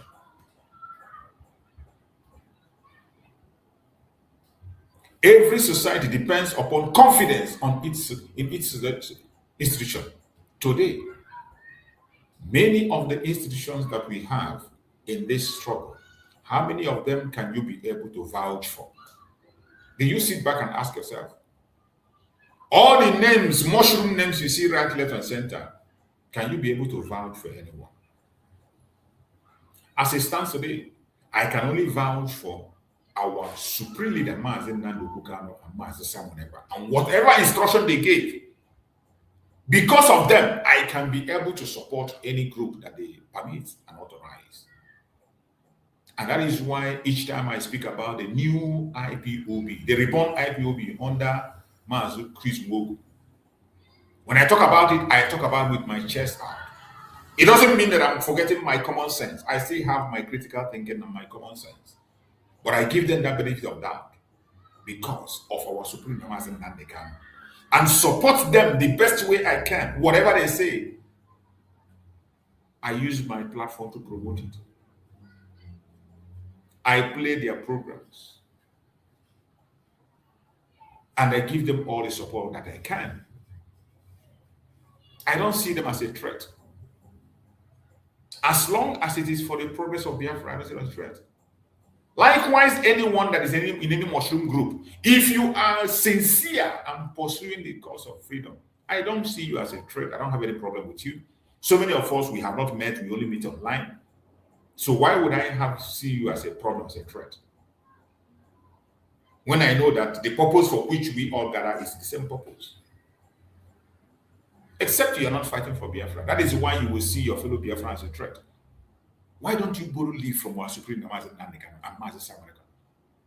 Mazi Nnamdi Kanu never see any Biafran as a threat. That was why when he saw Mazi Samoneba, he embraced him and announced him and said, go and listen to him. He is bringing a new dimension to the struggle. Some people would have not said that because they feel that when they make the announcement, Mazi Samoneba can take away their own popularity. Many people who were fighting Mazi Samoneba were fighting him because they feel that his appearance will overshadow them. But every genuine human being, if you are genuine, when you see somebody that is performing better, you embrace that person and learn. The genuinity of Mazi Nnamdi Kanu is second to none. Our supreme leader Even while he was with us, he never saw anybody as a threat. He wants people that have the knowledge. He prefers people that knows better than he does. Once you have something to offer, he will embrace you. He doesn't feel threatened because he knows who he is and he knows what he wants. His eyes is focused on the unity of purpose. That is why he went ahead to make it open and say, if you know what you will do to make sure Biafra come, go ahead and do it.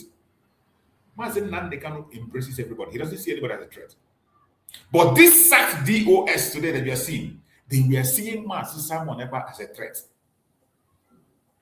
That was why they campaigned against him, they came against him, they fought him, they blackmailed him, they say all manner of lies against him. Today, the same thing is what they are doing against Mazi Nnamdi Kanu. Because they feel that Mazi Nnamdi Kanu have something they can never have on planet Earth.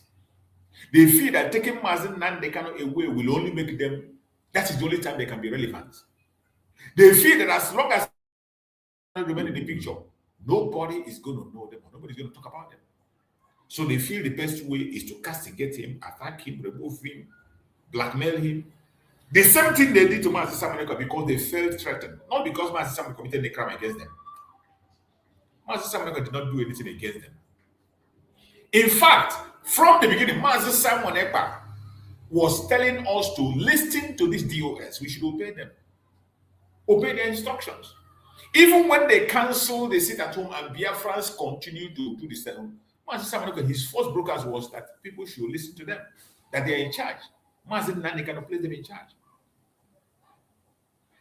But when the Biafran insisted that they must continue to air their opinion through that sit at home, since they cannot protest, Mazi Nnamdi hearkened to the voice of the people and listened to them and say, fine, if that is what you want, I will be in support of the opinion of the majority, the people. I follow you. And this ex-DOS, instead of listening to the voice of the people, they choose to listen to the voice of the politicians, who is their paymaster. They were focusing on the command and control. They were focusing on their own will, not the will of the people, on their greed, envy, and jealousy. And that was when they lost it all. And from then, we cast the vote of no confidence on them, throw them to the trash where they belong. And Mazi Nnamdi moved on and said that Mazi Nnamdi Kanu will do the same. Once he comes, they are gone. And today, that word of Mazi Nnamdi have come to life. Mazi Nnamdi Kanu finally, officially, remove the Department of Saboteur, DOS, and they are nowhere to be found. And today, IPOB, that is supposed to be the family where we all belong, has been retrieved. And somebody can now post and hit himself and say, I am a member of IPOB. It is no longer something to be ashamed of. But then, IPOB was corrupted. It was made a political pressure group. It was almost speaking the voice of the politicians and the voice of the caliphate. You go to Radio Biafra, they are preaching rubbish. Absolutely. Radio Biafra, where Mazi Nnamdi Kanu educated most of us, they turned it to something else. They turned it to a place of saga, a place of lies and propaganda and blackmail. But I thank Chukwu Okukabiyama where we are today, that this is the time of revelation, a very interesting time. And wherever my prime minister is, Mazi Nnamdi, he will be very happy. I am praying and praying and praying hard that by 5th of August, after his appeal, he will join us. He needs to be here to see what is happening. He needs to hear to receive apology by himself. We are not going to take the apology on his behalf. He needs to be here. He needs to be here to see what he has spoken has come to life. Just like Mazi Nnamdi Kanu, everything he said come to light. Anyone that has not happened, just have patience and watch and look closely, it will happen.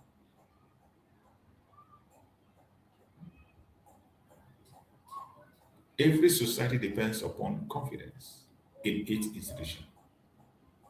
When people believe that the law is applied fairly, trust grows. When people believe that law is applied fairly, trust grows. When due process is respected, confidence grows. Wherever you belong and what you are supporting, is there any due process in that?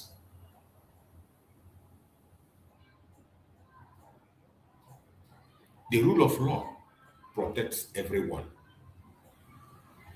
The rule of law protects everyone, no exemption. It protects those in authority. It protects ordinary citizens. It protects minorities. It protects those who hold popular opinions. This is why many constitutions around the world emphasizes fair hearing, legal representation, and independent courts. And this is what we are asking for our Supreme Leader Mazi Nnamdi Kanu and our Prime Minister Mazi Nnamdi Kanu. These things have been lacking. These things have been lacking. Even though many constitutions around the world emphasizes fair hearing, yet Biafran leaders are not getting fair hearing. Mazi Nnamdi Kanu did not get fair hearing in Nigeria. Mazi Simon Ekpa did not get fair hearing in Finland, Europe. And you'll be surprised. You ask him why, how comes?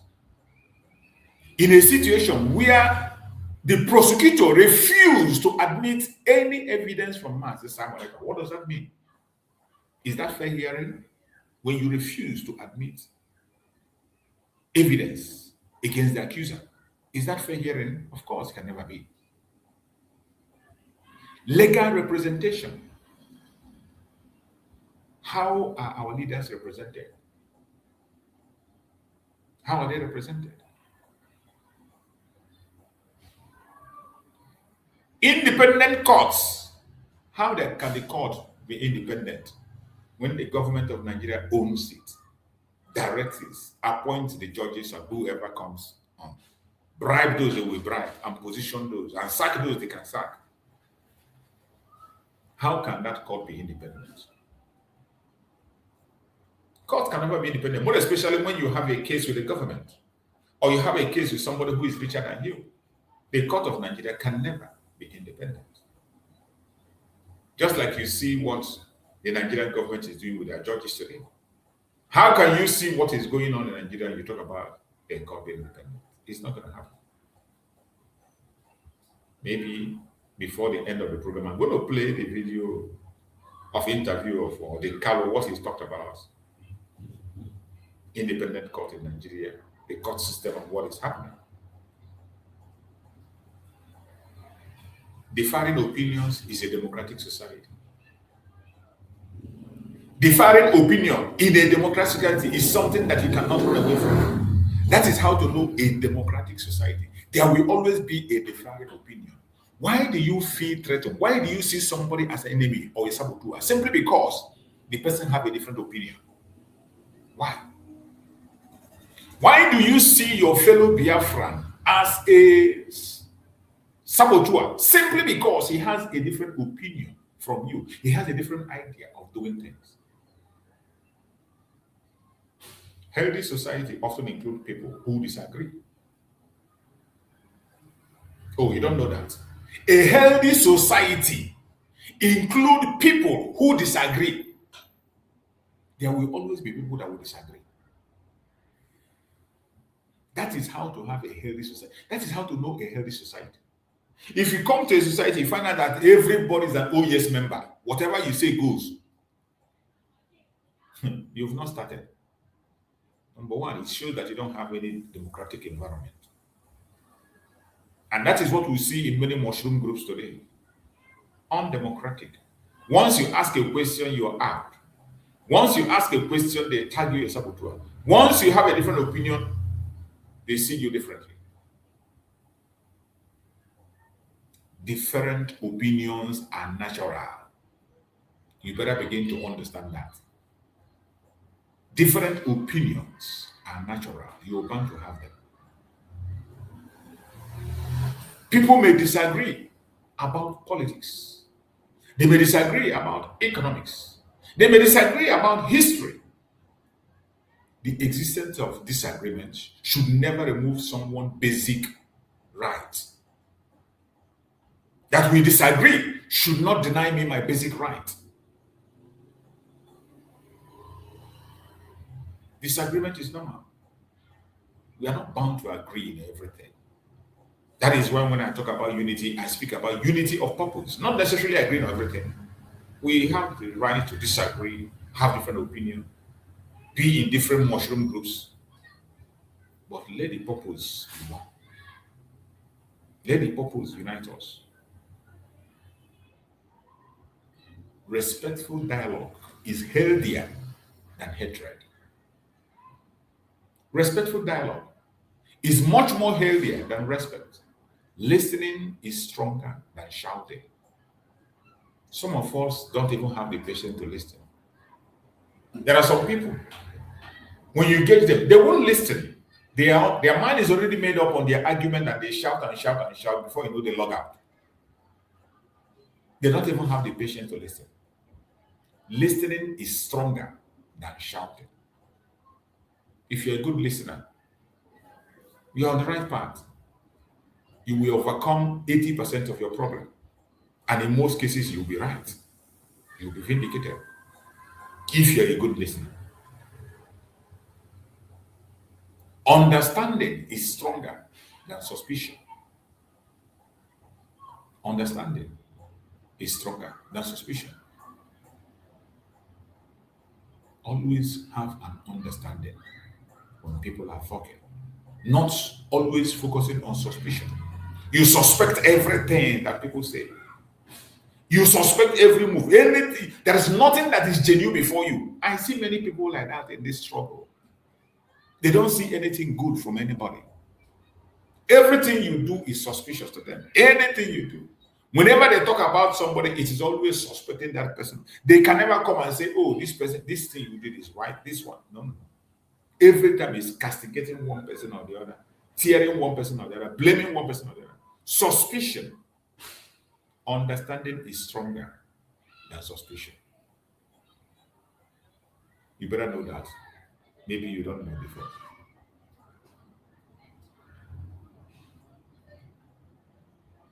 Every human being possesses inherent dignity. The principle is recognized in many faiths, traditions, and international human rights frameworks. Whether someone agrees with us or disagrees with us, they deserve to be treated with respect. Whether someone agrees with us or disagrees with us, they deserve to be treated with respect.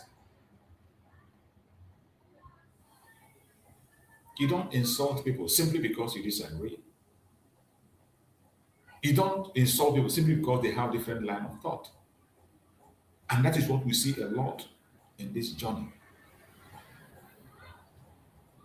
You see people today attacking Mazi Nnamdi Kanu simply because they disagree. They have different opinion.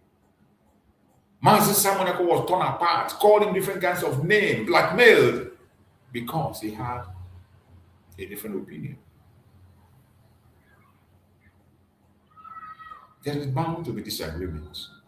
Disagreement is not evil.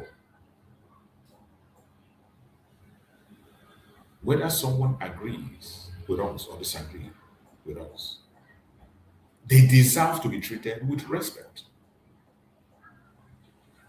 Human dignity reminds us that every person is more than their political views. Every individual is much more than their political views.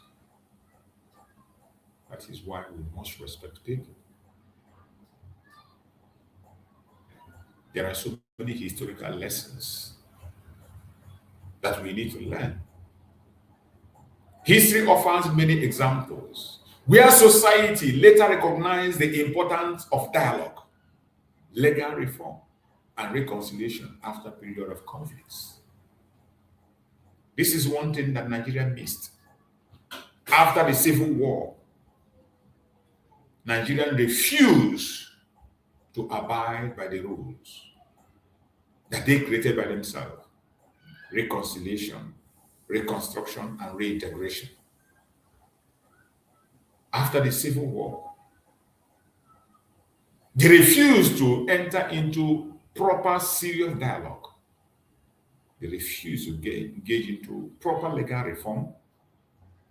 They refused to go into proper reconciliation. And that is why we are where we are today. And I bet you the zoo is irredeemable. And it is that way because that is how the owners of the country want it to be. And there is nothing you can do about that. Countries across different continents have established truth commissions, constitutional reform, and national dialogue to address difficult chapters in their history. But in the Zoological Republic, it is impossible. They tried the Okuta panel. I have played videos from Okuta panel during Obasanjo. Nothing came out of Okuta panel. Nothing. Absolutely nothing. Okuta panel, after spending millions and billions, nothing came out of it. Jonathan came in and put in a constitutional conference. They threw it to the dustbin.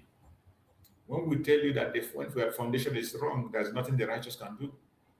These are examples that when the foundation is faulty, there is nothing the righteous man can do. You might understand, you might not understand. Countries across different continents have established truth commission, constitutional reform, or national dialogue to address difficult chapters in their history. And I just gave you an example of what Nigeria did, but it could not survive because the foundation is faulty.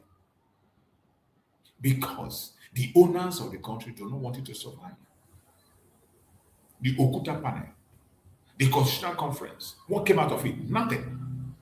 In fact, the late Muhammad Buhari took the Constitutional Conference and threw it into the dustbin after spending billions. He threw it into the dustbin and he wouldn't look at it.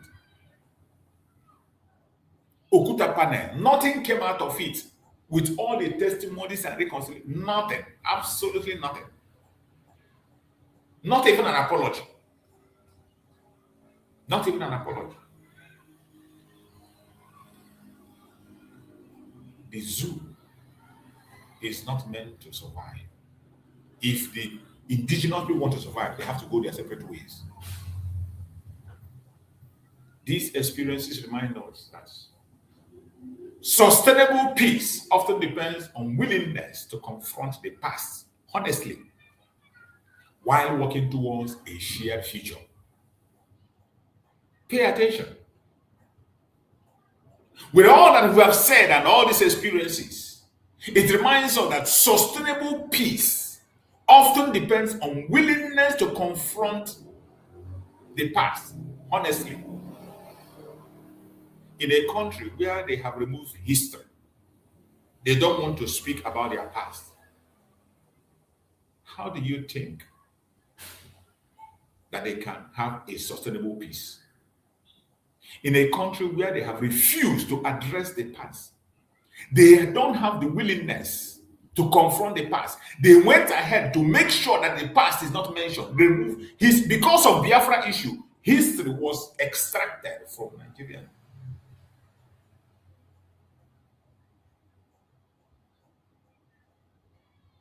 How do you think that country is going to survive? How are you going to walk towards a shared future when your history has been trashed and put in dustbin? And today, the ones that they are now trying to rewrite the history, to tell stories that doesn't exist. They are fighting so hard to write history. That is how bad it is. That is how bad it has gotten. And you think that the zoo will survive. Every day when we come here, if you are a good listener, listen with an open mind, you will always get a lesson and no reason why we say that Nigeria is irredeemable. While we continue to stand our ground for an independent state of Nigeria, Biafra, and we continue to demand for a referendum, let the people make their choice.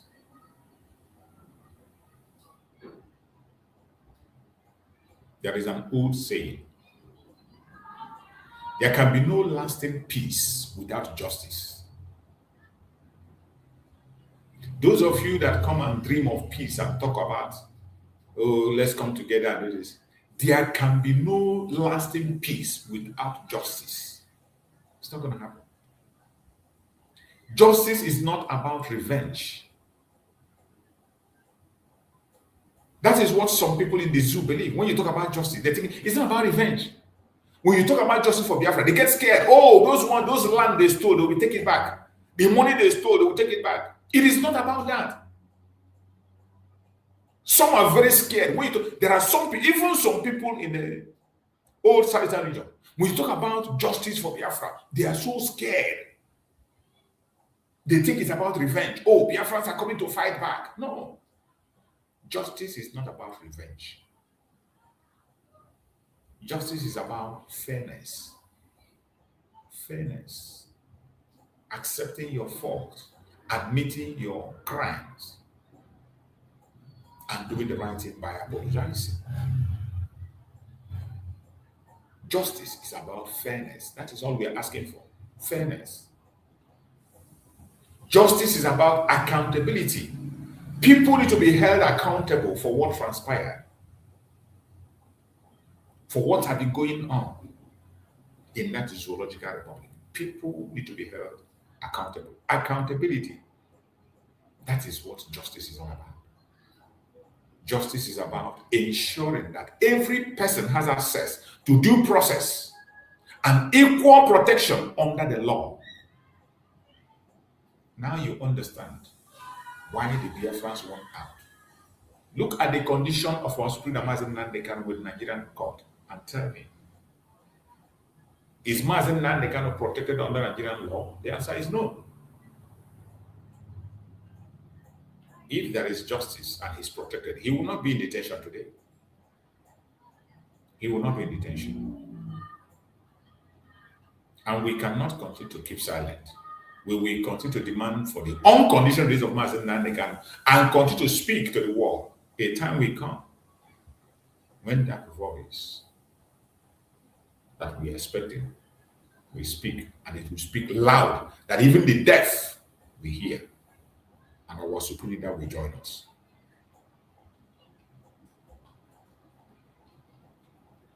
As we discuss sensitive topics, let us remember that respectful conversation is essential. Anywhere you are, always remember that. Respectful conversation. That is why my platform, I make it open. Even if you're a one Nigerian and you have a superior argument, you have questions for us, or you have something you want to, feel free. Send a request. I'll bring you up. Respectfully, without insulting you. We allow you to air your opinion and we respond.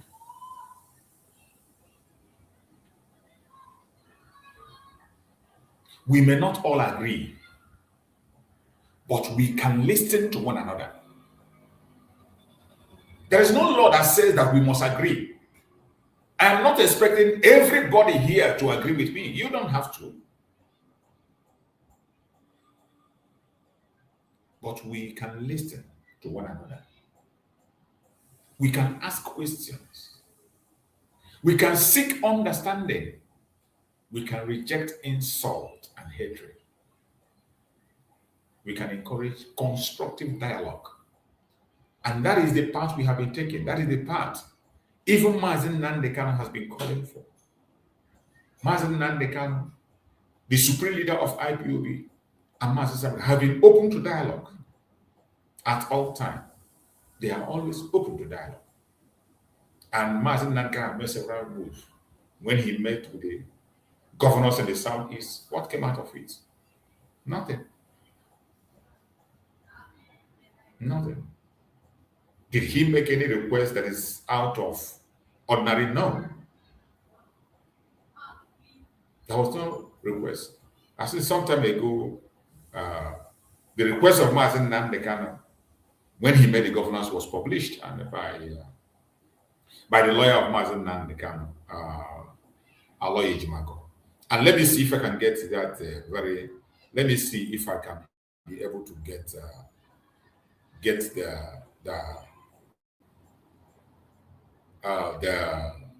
request of Mazi Nnamdi Kanu, the request he put forward when he met the governors. It was published by Aloy Michael. So that people will know when we are talking about dialogue. Some people will think that Mazi Nnamdi Kanu, oh, he doesn't want peace. He is not. He is not. And at every given point in time, his request has always been a request for the people, to favor the people, not for himself. He has never pursued any personal motive or personal agenda on several occasions. That very item was published by Aloy Michael. The transcript of the request of Mazi Nnamdi Kanu from the lawyer, from the what do they call it? Nigerian government and the politicians when they met and had a meeting. It was published. And when you hear the request he made there, you'll be wondering. You wonder, why didn't they respect that simple and genuine request? Why did they fight it? Why didn't they respect a simple request that was put forward by Mazi Nnamdi Kanu? Why? Let's see if we can be able to look into that so that you can understand what we are saying. Some of you will not understand if we don't break it down. And some people who are not Biafrans also will not understand. That is why we have to go extra miles to bring some of these things for you to see for yourself, so that when we are speaking, you will understand better. I want you to look at the request Mazi Nnamdi Kanu put forward when he met with these criminals called the governors of the Southeast and Nigerian government. This was the request he made. Nnamdi Kanu's 2027 8 demands from federal government revealed. Let us see the demand Mazi Nnamdi Kanu made. Let's see, it was posted here by Aloy Michael. These are the demands that Mazi Nnamdi Kanu made. Below is a transcript of notes Mazi Nnamdi Kanu has made when he held that crucial meeting with Southeast governors in August 2017, a meeting that could positively change the course of history if Buhari had not resorted to the infamous Python dance. Now read on. These are the requests Mazi Nnamdi Kanu put forward. I asked for seaport in Igbo land. They said no, but they could pay my family 300 million naira every month. Can you imagine? Mazi Nnamdi Kanu asked for a seaport in Igbo land. They said no, but they could pay his family 300 million every month. They rejected what he told them, and they offered him 300 million every month. And he said, no, that's not what I want.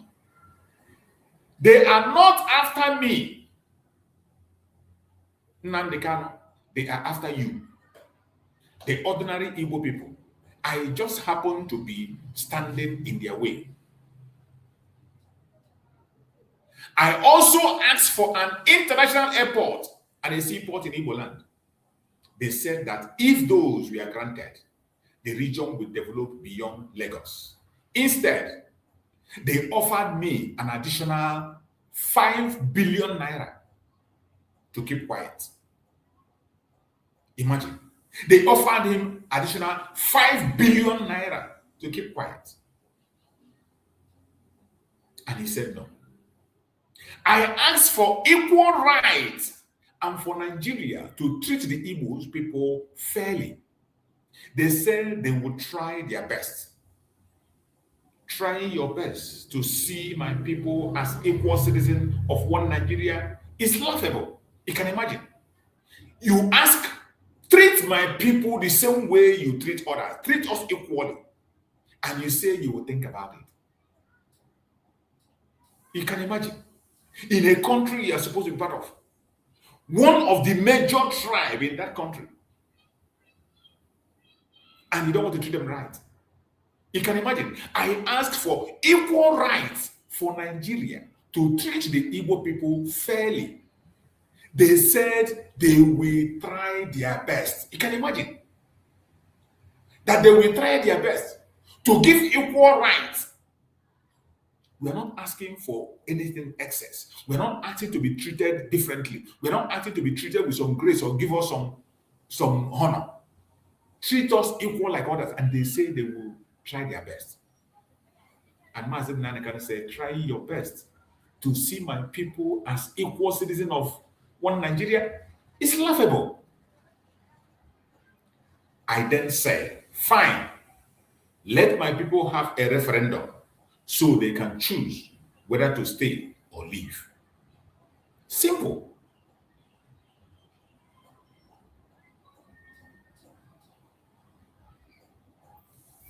I then said, fine, let my people have a referendum so they can choose whether to stay or leave.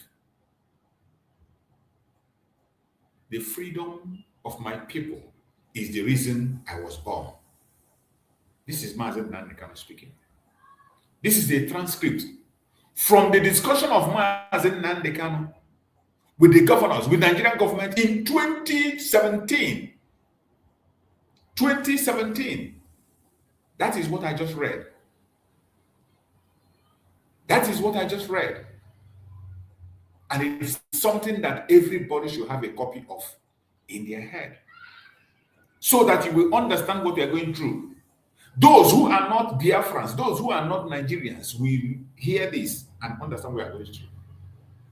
I want to run it again. I asked them for seaport in Igbo land. They said no, but they could pay me and my family 300 million every month. They are not after me, Nnamdi Kanu. They are after you. The ordinary Igbo people, I just happen to be standing in their way. I also asked for an international airport and a seaport in Igbo land. They said that if those were granted, the region would develop beyond Lagos. Instead, they offered me an additional 5 billion naira to keep quiet. I asked for equal rights and for Nigeria to treat the Igbo people fairly. They said they would try their best. Trying your best to see my people as equal citizens of one Nigeria is laughable. I then said, fine, let my people have a referendum so they can choose whether to stay or leave. The freedom of my people is the reason I was born. Now, do you understand? Do you understand?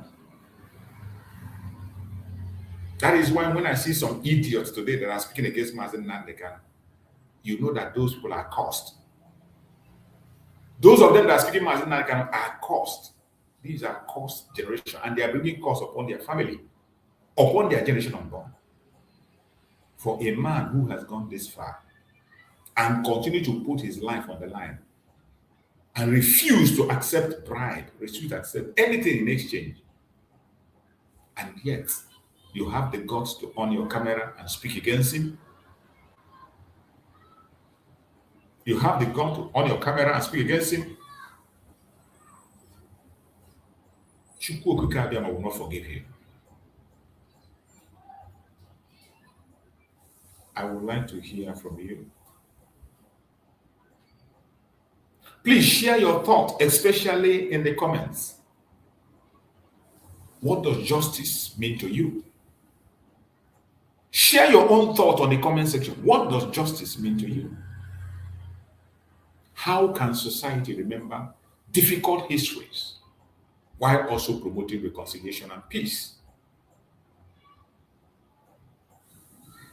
Your own perspective matters. You are entitled to your opinion. You have the right. to speak. And I want to read your own version. What justice means to you. Don't just be an observer. Play a role. Be part of the discussion. I have said it. Don't be a sheepish follower. Always have your independent thought and independent mind.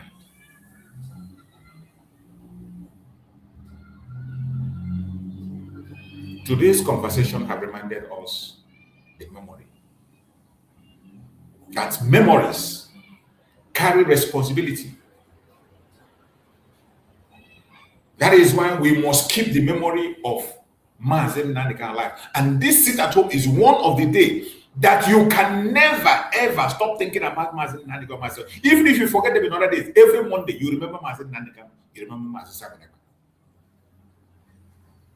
No matter how deranged you are, no matter how hateful you are, every Monday they will be on your lips. They will be on your brain. Today's conversation has reminded us that memory carry responsibility. History should teach wisdom. Justice should be impartial. Justice should be impartial. The rule of law should protect every individual. Human dignity should never be forgotten. As we reflect on history, let us also look towards the future with hope. May our discussion always be guided by truth, fairness, compassion, and respect for one another. Wherever you are watching this program from, I appreciate you and I thank you for joining us on today's live stream. If this discussion has been meaningful to you, please remember to like the program, share, subscribe if you have not done so, and continue engaging respectfully in the comment section. Wherever you are and you made it to the program today, up to this far, I thank you so much that you are able to have patience with us in this program up to this time. Many of us have a lot of things in their hand, but still, they spend their time with us here on our program. It is something to applaud. Without you, I will not be here.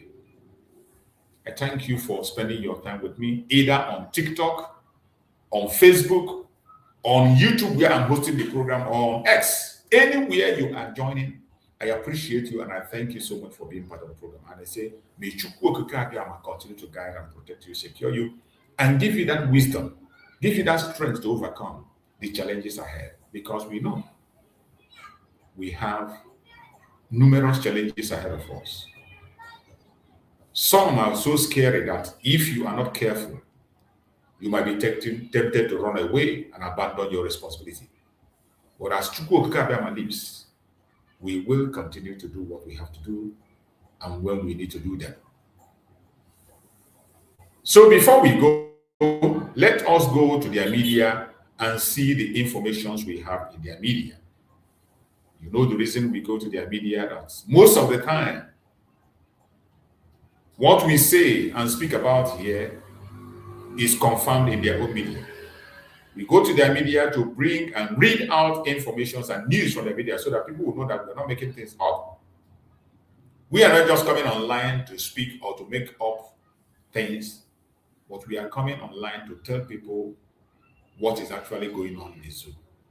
If you don't pay attention, you will not understand. So we are going to go to their media, and before then, we are going to take a very quick break. After the short break, we will go to the media as always and look through some information they have in their media so as to support our program today and also to make people understand that we are not just here making noise, we are speaking based on facts on the ground. Let's go. Don't follow for Gotao. Them say Tinibu don't follow for Gotao. Tinibu don't follow for Gotao. They want to take it tax to chop off our head. Chill it house for fall and the criminals. Country military fall and the terrorists. Injustice, Omoto shop forget law for inside court. Kangaroo Republic at the government. Abubakar Malami don't fall for gutter. Him and EFCC put leg for shit. Them say Sheikh Kukumi don't fall for gutter. Because Donald Trump don't come to Machamo. Hingo matching Boko boys, matching terrorists. As the government knows the way for kidnapping to stop. I make it don't fall for gutter. They make it Nigerians see one die for suffer. Welcome back. Thank you so much for being there with us. Thank you for joining. Thank you as many as responsibly being with us on this program. I thank you all, and I say may Chukwu Okike continue to guide and protect all of us. So we're going to go straight to their media and let's look at the informations they have in their conventional media so that we can be able to trash some of their lies and some of their propagandas, and also bring confirmation to the world of certain issues. So let us go straight to their media and let's bring some media update as we always do, and you know where we go. So let's go and see what they have in their media. So we are starting from here now. So let's go with this. It says, Russia launches overnight drone missile barrage on Ukraine, kill 4 persons ahead of Paristok. The Ukraine war is still ongoing. Russia, they are not backing down. Serap sues INEC over alleged diversion of 800 billion by APC government for Tinubu re-election campaign. That is it. That's Nigeria. The fraud have started. Whatever money cannot buy, more money can buy it. That is the zoological republic for you. Look at this terrorist. Gombe Court reserved judgment in suit challenging ex-minister Pantami's PDP governorship candidacy. You can imagine. This man is a terrorist contesting for governorship. Look at him. A born terrorist. Look at him. He's not even hidden. The former minister of communication of Buhari, who has pledged allegiance to Al-Qaeda and Osama bin Laden with many extremist groups, is coming to fight for governorship. That is the country you want to be part of, in Gombe. That is the country you want to be part of. Mad people everywhere. State police in Nigeria without reform will become governor's weapon. Nonsense. From airport scam to PFIPC scandal, Tinubu government must explain alleged governance failure, youth rights campaign. We want to go explain, tire. That is all you see. Complain, without any proper move to find a solution. Anambra Police Command arrest 3 women over alleged sale of children for 2 million. That is how bad it is. That is how bad the zoo has become. Selling of children. You can imagine. Soyinka at 92. Activist OK Udumakin hails Nobel laureate. Lifelong fight against injustice. At this your old age, you are supposed to be making things right, but it's unfortunate you are allowing yourself to be entangled with wrong things. Your last days, you are trying to allow evil to destroy your last days. It's unfortunate. We have seen people who were at the wrong side when they were young. When they were getting old, they begin to make things right. But in your own case, it's a different case altogether. Even though people will not say it to you. But I wish you can change your ways and be more bold to speak the truth now than ever. In the past, you have spoken to your own level, but this time around, I cannot say you're on the truth path. I can't say you're on the path of truth. No. Troops intercept truck carrying large consignment of illicit drugs along Lagos Coastal Road. Hand suspects to NLDA. See, Nigeria. See drug with somebody carrying. Mad people. Nigerian police inspector shot in the face by constable after duty clash in Lagos. You never see anything. Police don't they shoot the organa. He go soon pass that one. Not only to shoot him face. Not only for face. Middle East crisis. US declares Strait of Hormuz open. Says Iran can't control strategic waterways. The crisis is still ongoing. 16 persons killed as armed herdsmen attack Benue community residents. Protest in Otokpo. Benue has always bloodshed in Benue. Benue have cried and cried and cried and lost years. More especially now that they have a stooge as a governor. And he called himself a reverend father. That idiot that called himself a reverend father. That is a Fulani stooge in Benue State. Nobody even reported the death toll again. The time we were getting information was when Oton was there. Oton was facing them. But since this man entered, he has just opened the gate of hell for Fulanis to take his people, and he doesn't care. Nigerian police arrest 43 suspects in raid on criminal hideout in Ogun. Recover hard drugs. Nonsense. Nonsense. Criminal hideout indeed. You will not go and chase the Fulanis in the forest killing your people. You are raiding hotels. Mad people. Nigerian troops repel ISWAP attack on Borno community. Recover camcorder exposing 7 foreigners. And so now they recover every time. Now movie, now they go shoot movie. Come they show us. When Boko Haram attack on, they go show on our people where they buy, show on our people they capture, but on our own now movie now they show. The affected facility identified as location 14 is located in the Harvey quarters of Uzere, only a few meters. What was that? A committee resident told Sahara reporters on Sunday. Let's see what this is all about. What this is all about. Residents flee as Delta oil well head spew oil and gas unchecked for 3 weeks. Imagine. Nigeria have so much oil that the oil will be throwing away for weeks. The gas will be leaking for weeks and they will do nothing. That is the useless country that you have. Oil well blow out rages for 3 weeks in Delta community as residents abandon homes, disaster, fear mounts. That is it. Oil well explode. For weeks, so they do nothing. But I never see anything. You haven't seen nothing yet. Police arraign alleged fake presidential agency DG over forgery impersonation. They will always take the innocent and persecute. They will always cover their traces with their fake and nonsense information. INEC can simply write result. No need for 2027 election. Or the Nkalo one's polls may be reduced to charade. You know already now, this one will be something that speak grammar. You know that Nigeria only has selection. Your PVC or whatever nonsense you have in hand doesn't make any sense. And when you come and speak all this grammar online, it will seem as if it is something that people don't know already.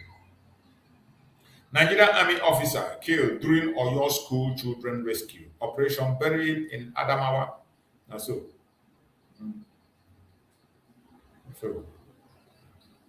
rescue abducted Borno school children. 2. Coalition of Northern Group tells Tinubu hail release of Oyo people. That is it now. Do for me too. If you do for other place, do for it. That is how.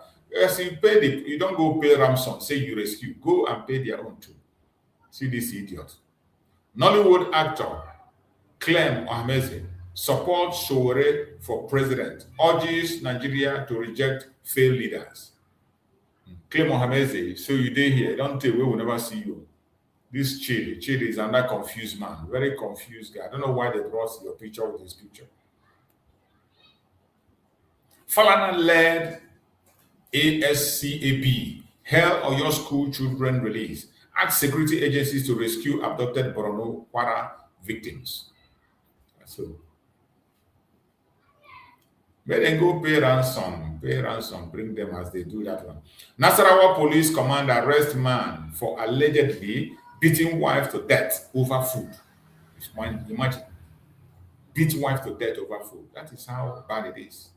Last month, sales agency recorded 38,000 traffic offenses in Lagos in 3 months. APC tackled opposition parties over failure to meet INEC deadline for submission of 2027 candidates. Yeah. Iran confirmed destroying U.S. military assets in Bahrain, Kuwait, Oman as tension escalates over Strait of Hormuz. Propaganda. Showore promises free public exams, says no Nigerian child should pay for NECO, orders in his administration. It's right, you are just saying the right thing, just that nobody is listening. Nigerian citizens are in cage, they are in sleep, they are, I don't know how to call them. So you might just end up wasting your time for them. U.S. launches strike on Iranian military targets to protect shipping on Strait of Hormuz. They go here if there's no one here. Presidential candidates Showore hail Nobel laureate Wole Soyinka on 92nd birthday. Congratulations. They'll try and make their ways and follow the truth. Terrorist kidnappers invade NIN tracking by using victims' phones. Foreign attackers not on our database. Imagine nonsense. Imagine nonsense excuses. Every time, useless excuses. Terrorists, kidnappers invade NIN tracking by using victims' phones. Foreign attackers not in our database. Mad people.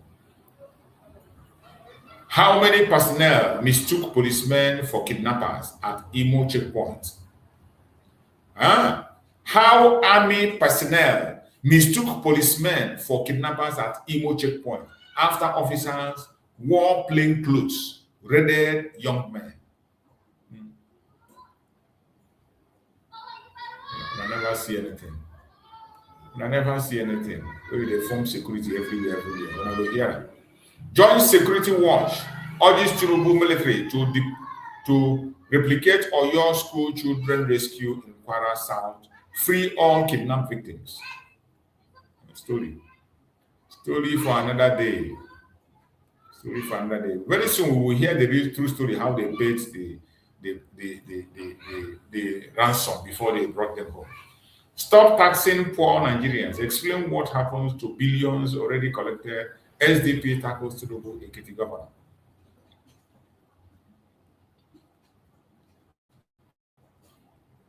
Again, Showore arrived Abuja called for alleged cyberbullying trial. Showore case is still going on today again. He's in court today. You can see Showore is in court today. They won't take drag Showore until they tire. Showore is in court. They murdered my brother, seized my passport, targeted my education, but failed to break me. That's Showore speaking. How Imo governor sycophants made Nigerian lawyers see Imo finish last weekend by Chinedu Ago. But I never see anything.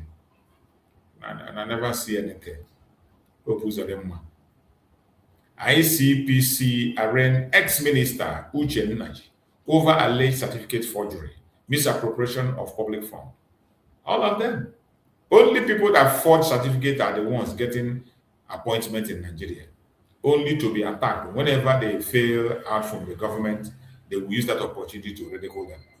Nonsense. Former Minister Uche Nnaji pleads not guilty to certificate forgery, money laundering charges, get 20 million naira bail. Nonsense. Nigerian police shield officer who abducted residents since 2017 ignore court orders as civic group demand action from IGP. That is Nigeria. Who cares? If you don't know person, you just die unnecessarily. Nigerian government, after backlash, suspend planned increment in WAEC NECO registration fee. These people, they want to increase WAEC and NECO fees in this hardship. These people. God help on them. Nigerian presidency shun public varsities plan. 347 billion tuition fees scholars to attend base university. Nigerian presidency shuns public varsities, plans 1.347 billion tuition fee scholars to attend base university.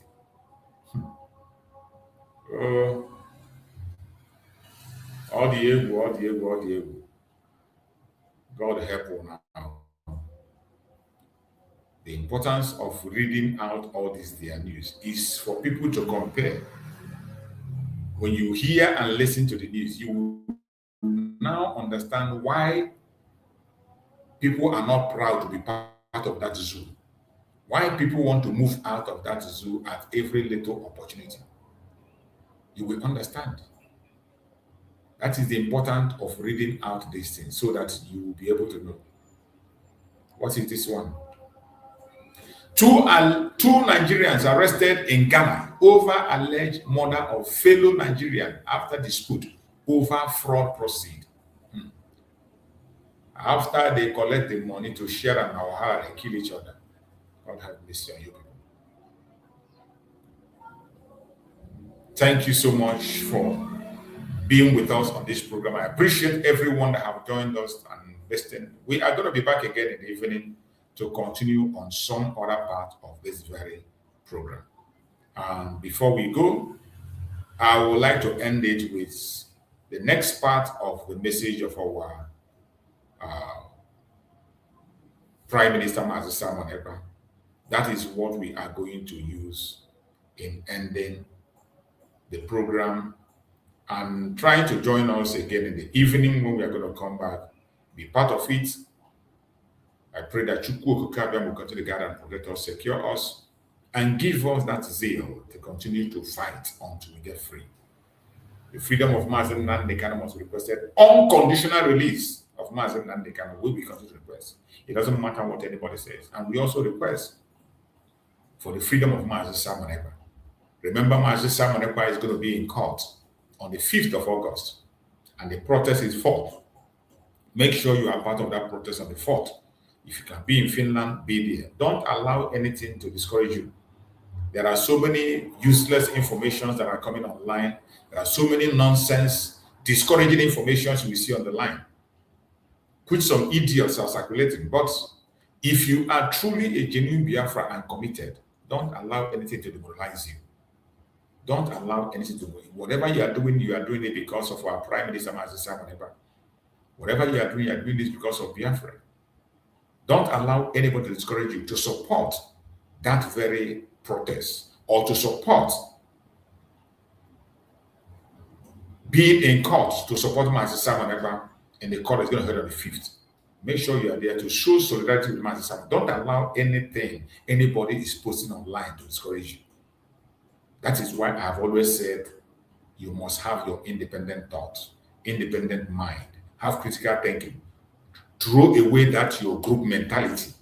Because if you continue to hold on to your group mentality, you cannot do it. You can't go far.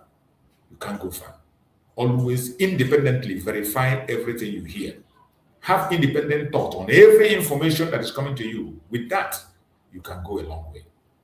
May Chukwu Okukabia guide and protect us. Guide and protect our Supreme Mazi Nnamdi Kanu, our Prime Minister Mazi Nnamdi. Thank you so much for watching. I will see you again later in the day. Stay blessed. Let the universe bear witness to the sacred code. The ground beneath us does not yield to seasonal guests. The tenant cannot sack the landlord. The employee can never sack the employer. Mazi Nnamdi Kanu remains the supreme leader of IPOB. His command is final. Whatever he says goes. Pursuant to the strict authority of the supreme leader and the sacred unyielding IPO code of conduct, the third administration of the DOS is hereby dissolved. The sentence is passed, your names are permanently erased. Chikaedozi, you are sacked. Tony Nzurumike, you are sacked. Austin Agbanyim,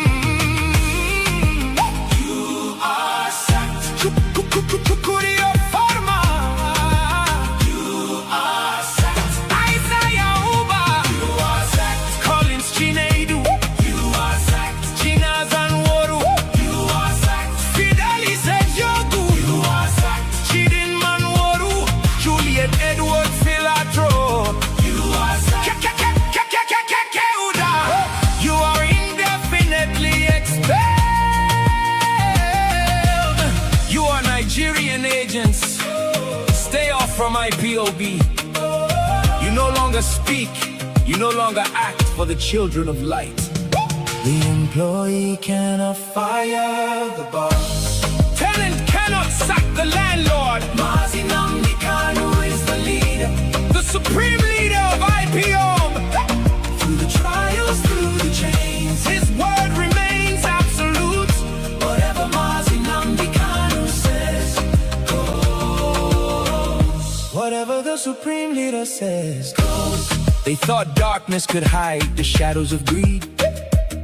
They forgot the soil remembers every treacherous deed. After the illegal extraction, when the leader was taken away, the enemies of the struggle came out to play. Governor Dave Umahi paid $500,000, a blood money bribe to buy collars for the scholars of shame. They took the cash, sabotaged the release, and traded the crown, bribing media houses just to tear the leader's legacy down. But the truth is a rock, it crushes the hand that betrays. But in the darkest hour, the true guardian stood high, refusing to let the message of restoration die. We lift our voices to honor the ones who defended the light, the shield of the truth in the dead of the night. Thank you, Biafra, vanguard media, for standing so bold, for ensuring the unfiltered truth was always told. Salute to the dedicated souls of Abbott, standing the test. Salute to the rising sun, unyielding and blessed, and the ambassador for self-determination marching ahead, keeping the fire burning for the living and the dead. You defended the leader, you shielded the name from the stain. Oh, whatever Mazi Nnamdi Kanu says goes. Whatever the supreme leader says goes. The fourth DOS is here, working with global power to heal the land. The genocide must stop, the boss has spoken. Victory is absolute.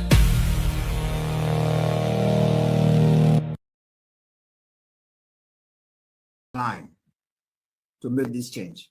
I'm the good guy, irrespective of all the threat. I am still standing very tall by the special grace of God. I stand very tall against Nigeria. I stand very tall against all the criminals from Ndibo. I stand very tall against all those murderers and killers of our people. And by the special grace of God, I will continue to stand very strong and very tall. We will defeat them today. We will defeat them tomorrow. We will defeat them next tomorrow. We will defeat them any day, anytime.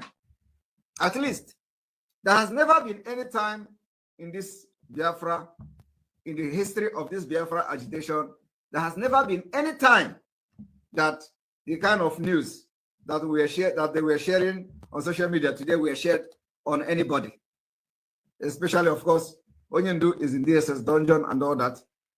I want to tell you that we have defeated them, and we will continue to defeat them any day, anytime. I am here this evening to continue to maintain and tell you the reason you must not validate Nigeria coming Saturday. Election must not take place in Biafra land. We are going home. Everybody is talking. At least they have understood, they have come to understand that kidnapping Mazi Nnamdi Kanu cannot stop Biafra. They have also come to understand that blackmailing me cannot stop me. Slandering my name cannot stop me. Writing all manner of things to anywhere in the world cannot stop me. I am bigger than you. What is in me propelling me? If you know, you wouldn't dare. Because by the time you stop, that is when I will start.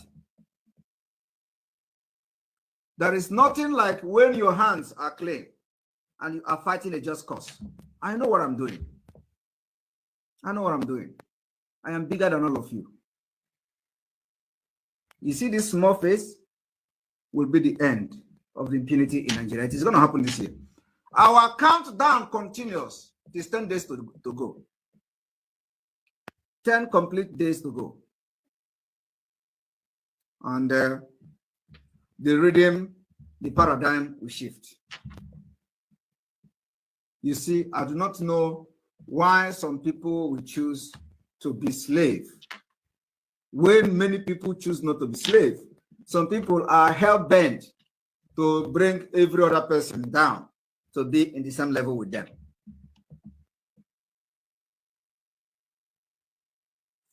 When I joined this struggle, I told you, if you know, if before you fight me, go and ask questions. Before you fight me, go and ask questions. Some people say, oh, he has this mouth. His mouth is bending. His mouth is bending. Oh, there is a stroke. There is a partial stroke and all that. I am standing healthier than you. Healthier than all of you. And everything that you brought to my way, I have crushed them without wasting time. And you're not asking yourself a question. Who is this Tabernacle? The person you called nobody. The person, and I maintain myself. I never told you that I am somebody. I never told you that I am something. It is you who called me nobody. I did not dispute you. I accepted the nobody you called me. But today, I think you can still look at me and still call me nobody, right? Because I did not brag. I did not brag before you started calling me nobody. You started calling me nobody, and today, Biafra people can see who is nobody and who is somebody. Let the action speak. That's what we are doing now. Let the action speak. And you, before you come to equity, you must come with clean hand. And I believe the action is speaking louder than any of you can imagine. So I want to encourage Biafra people today that our sit at home continues. Our sit at home continues, and there is no going back. Our sit at home continues, and there is no going back. Tomorrow, the sit at home will start from 6 a.m. to 6 p.m. And then from there, we have curfew. We have curfew till the next day, which is the 25th, which is Saturday. And from there, we have 6 to 6. And then from there, we have another curfew till Sunday. We want to see every major road in Biafra land locked, completely sealed. Let me tell you. Do not move out of your house. I want to inform you, Biafrans, the reason why we have this long days sit at home is so that when the terrorist Nigeria government come to kill our people, our liberation army can be able to come out and defend your land, defend you from them. And when this defense starts, you don't know when it is going to end. So we have calculated this whole thing. It can't escalate more than these days. We have calculated. Once we make sure that we did not validate Nigeria in this election, Biafra is here. And it is you that have to do it. You can see today that the European Union are talking. Prominent people are talking. The European Union to say they're coming to validation. This is from the chairman of the observers, that they are not coming to Nigeria to validate election. And we, the Biafra people, are saying we will not validate Nigeria again on Saturday. We have won this battle. And all his job in this life to be wasted. Do not allow every insult, dehumanization, humiliation we have faced in global stage to be a waste. We have done our own part. I will continue to do. It is left for you. It is left for you to continue to maintain what you have done for over 1.5 years. And what is it? Sit at home. And I commend the compliance day. Want the picture and the videos to litter entire social media from Twitter. Following me on Twitter and follow me. And I want to tell you, it is not just about following me. If you are following me on Twitter, you will also retweet and share everything I'm posting. I'm surprised that today, just within 9 minutes, 1,400 live views. So wait until you hear news.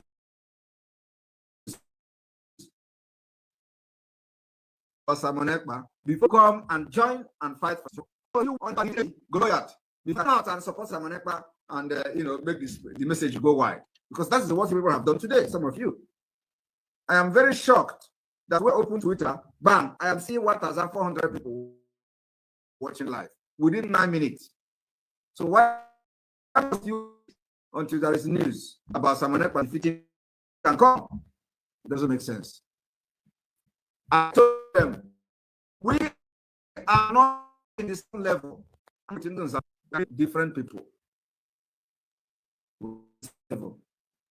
And they should know that by now. Tomorrow, Finland will protest. Biafra will protest tomorrow. And I'm going to personally submit another document to the President of Finland office. And I'm also going to submit another document to the Parliament of Finland. We are fighting head on. By tomorrow, I will submit a communication to the office of the President of Finland. My own is I will tell you and I'm doing it. I will do it. And I hope that the media are going to, because now the media is all over. Everywhere is Simon Ekpa and Biafra.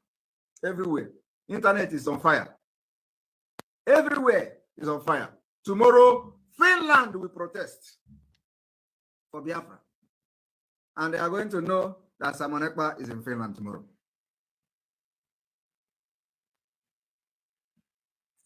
Now that we are at the finishing line, this particular task is for you in Biafra land to do. Make sure you don't need to do any other thing. This Biafra, people have died, millions have died, people are in prison, many people are killed, and just because we are asking for freedom. Freedom that did not take other people anything other than I say, let us do a referendum and that's it in Europe. They are killing us just because we are asking for freedom. Mazi Nnamdi Kanu is in the DSS dojo just because we ask for freedom. And today, we have opportunity to end this impunity. We have discovered their secret. The secret is that we will not validate any election. The people that are bringing this military to kill us, are the people you elected. So why would you continue to go into election that will only bring your doom? Election that will bring your death.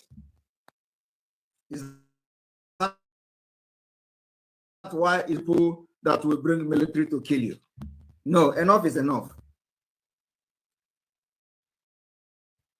Enough is enough. And a lot of people, when I check social media today, a lot of people are, they are opening champagne. Nigeria is probably opening champagne. Oh, come, we have done it. Oh, we have done it. Everybody come to Aso Rock. Oh, come, oh, our problem is gone.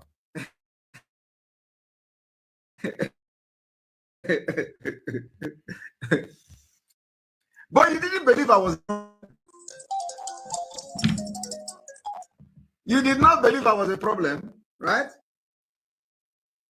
Oh, come on, come on. The problem is gone. Let us celebrate, everybody. Let us celebrate. Oh, come on, everybody in Aso Rock. Aso Rock, you want to celebrate?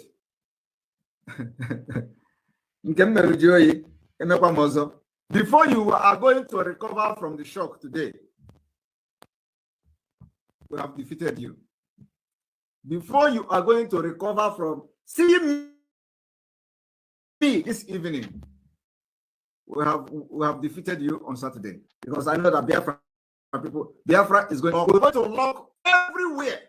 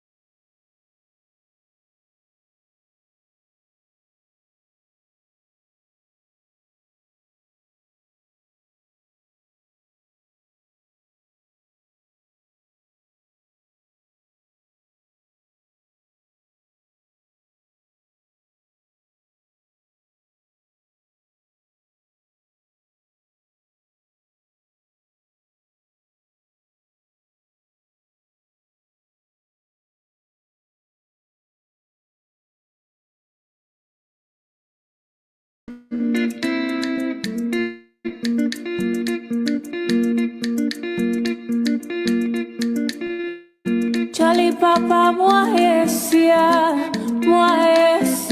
Papa oh. Charlie Papa, moi esia, ahe.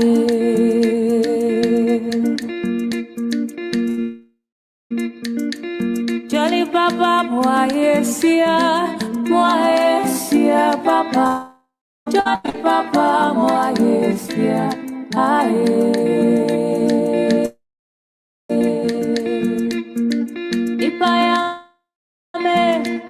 Ipame mara medawasi ewada wachirabi. Ipayame mara medawasi meopa.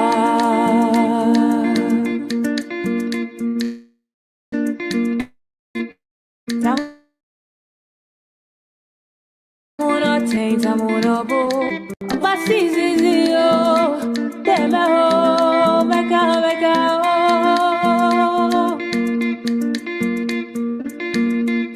Mi melo anio I say jana ludo I say hirachito deme oh mega oh Kali papa moi esia papa oh Jolly papa moi esia